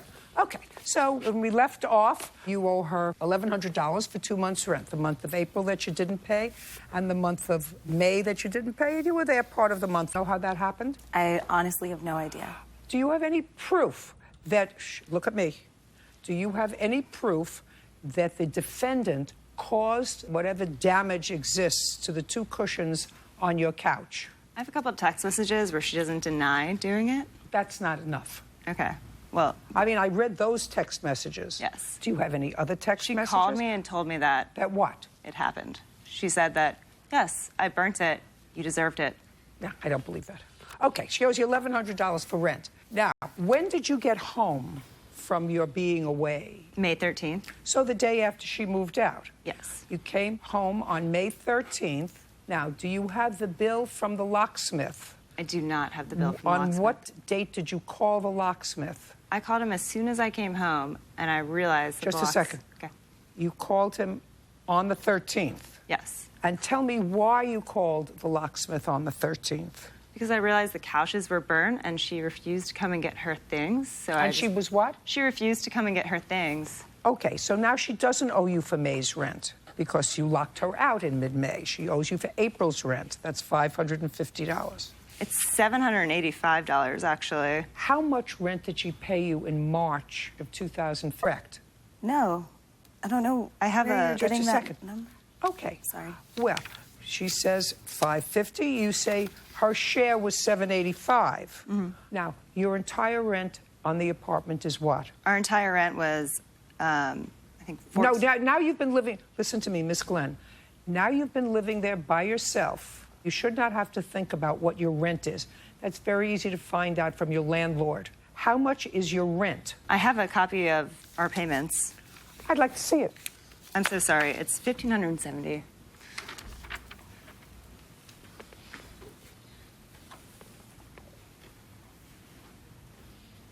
Okay, so you were paying her $785 a month. I thought that the total rent was $1,100, and it was $550 a month, and the extra money I thought was for but utilities. you made a mistake. Why would you do that twice? $780. You're doing it again. I'm sorry. I won't do it You're anymore. doing it again. Sorry. $785.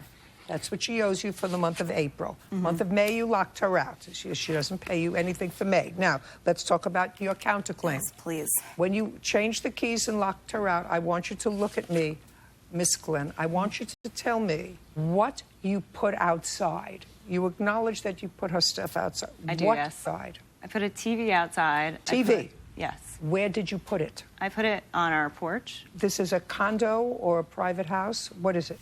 It's like a house that's made into 2 condos. Okay, so you put the TV outside. I'll see the bill for the TV. What else did you put outside? I believe I put some of her boots and a guitar outside. What else? I think like a mitt and some clothes. I have pictures of the other things if you would like to see them. I'll take a look at it.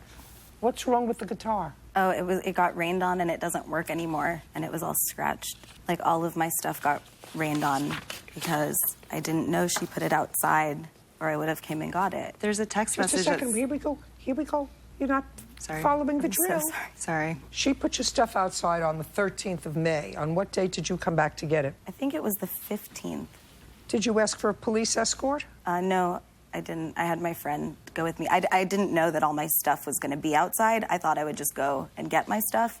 Okay. Now, I'd like to see the text message that you were telling me about. You sent her a text message that you put her stuff outside? I did, Your Honor. I'd like to Yes, take sir. a look at it.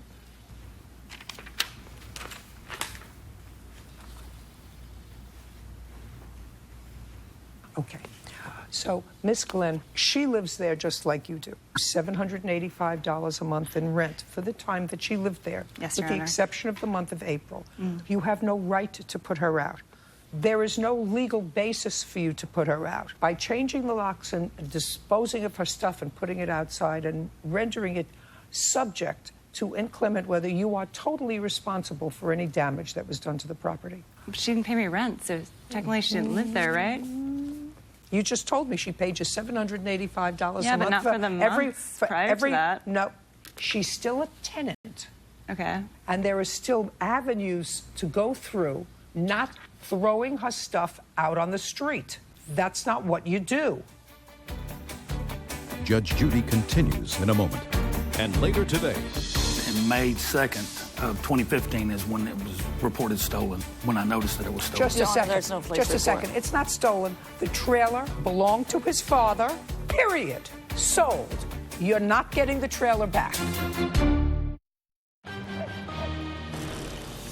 real cases, real people. Judge Judy. Lauren Glenn says ex-girlfriend Brittany Kittredge owes for rent and a burned couch. Brittany is countersuing, also for property damage. Okay, so the TV... Receipts for, there's 2 guitars in there. Guitar Center was... I can't read this. I think it's $496. And I didn't have receipts for everything that was out there because I had it for a long time, so...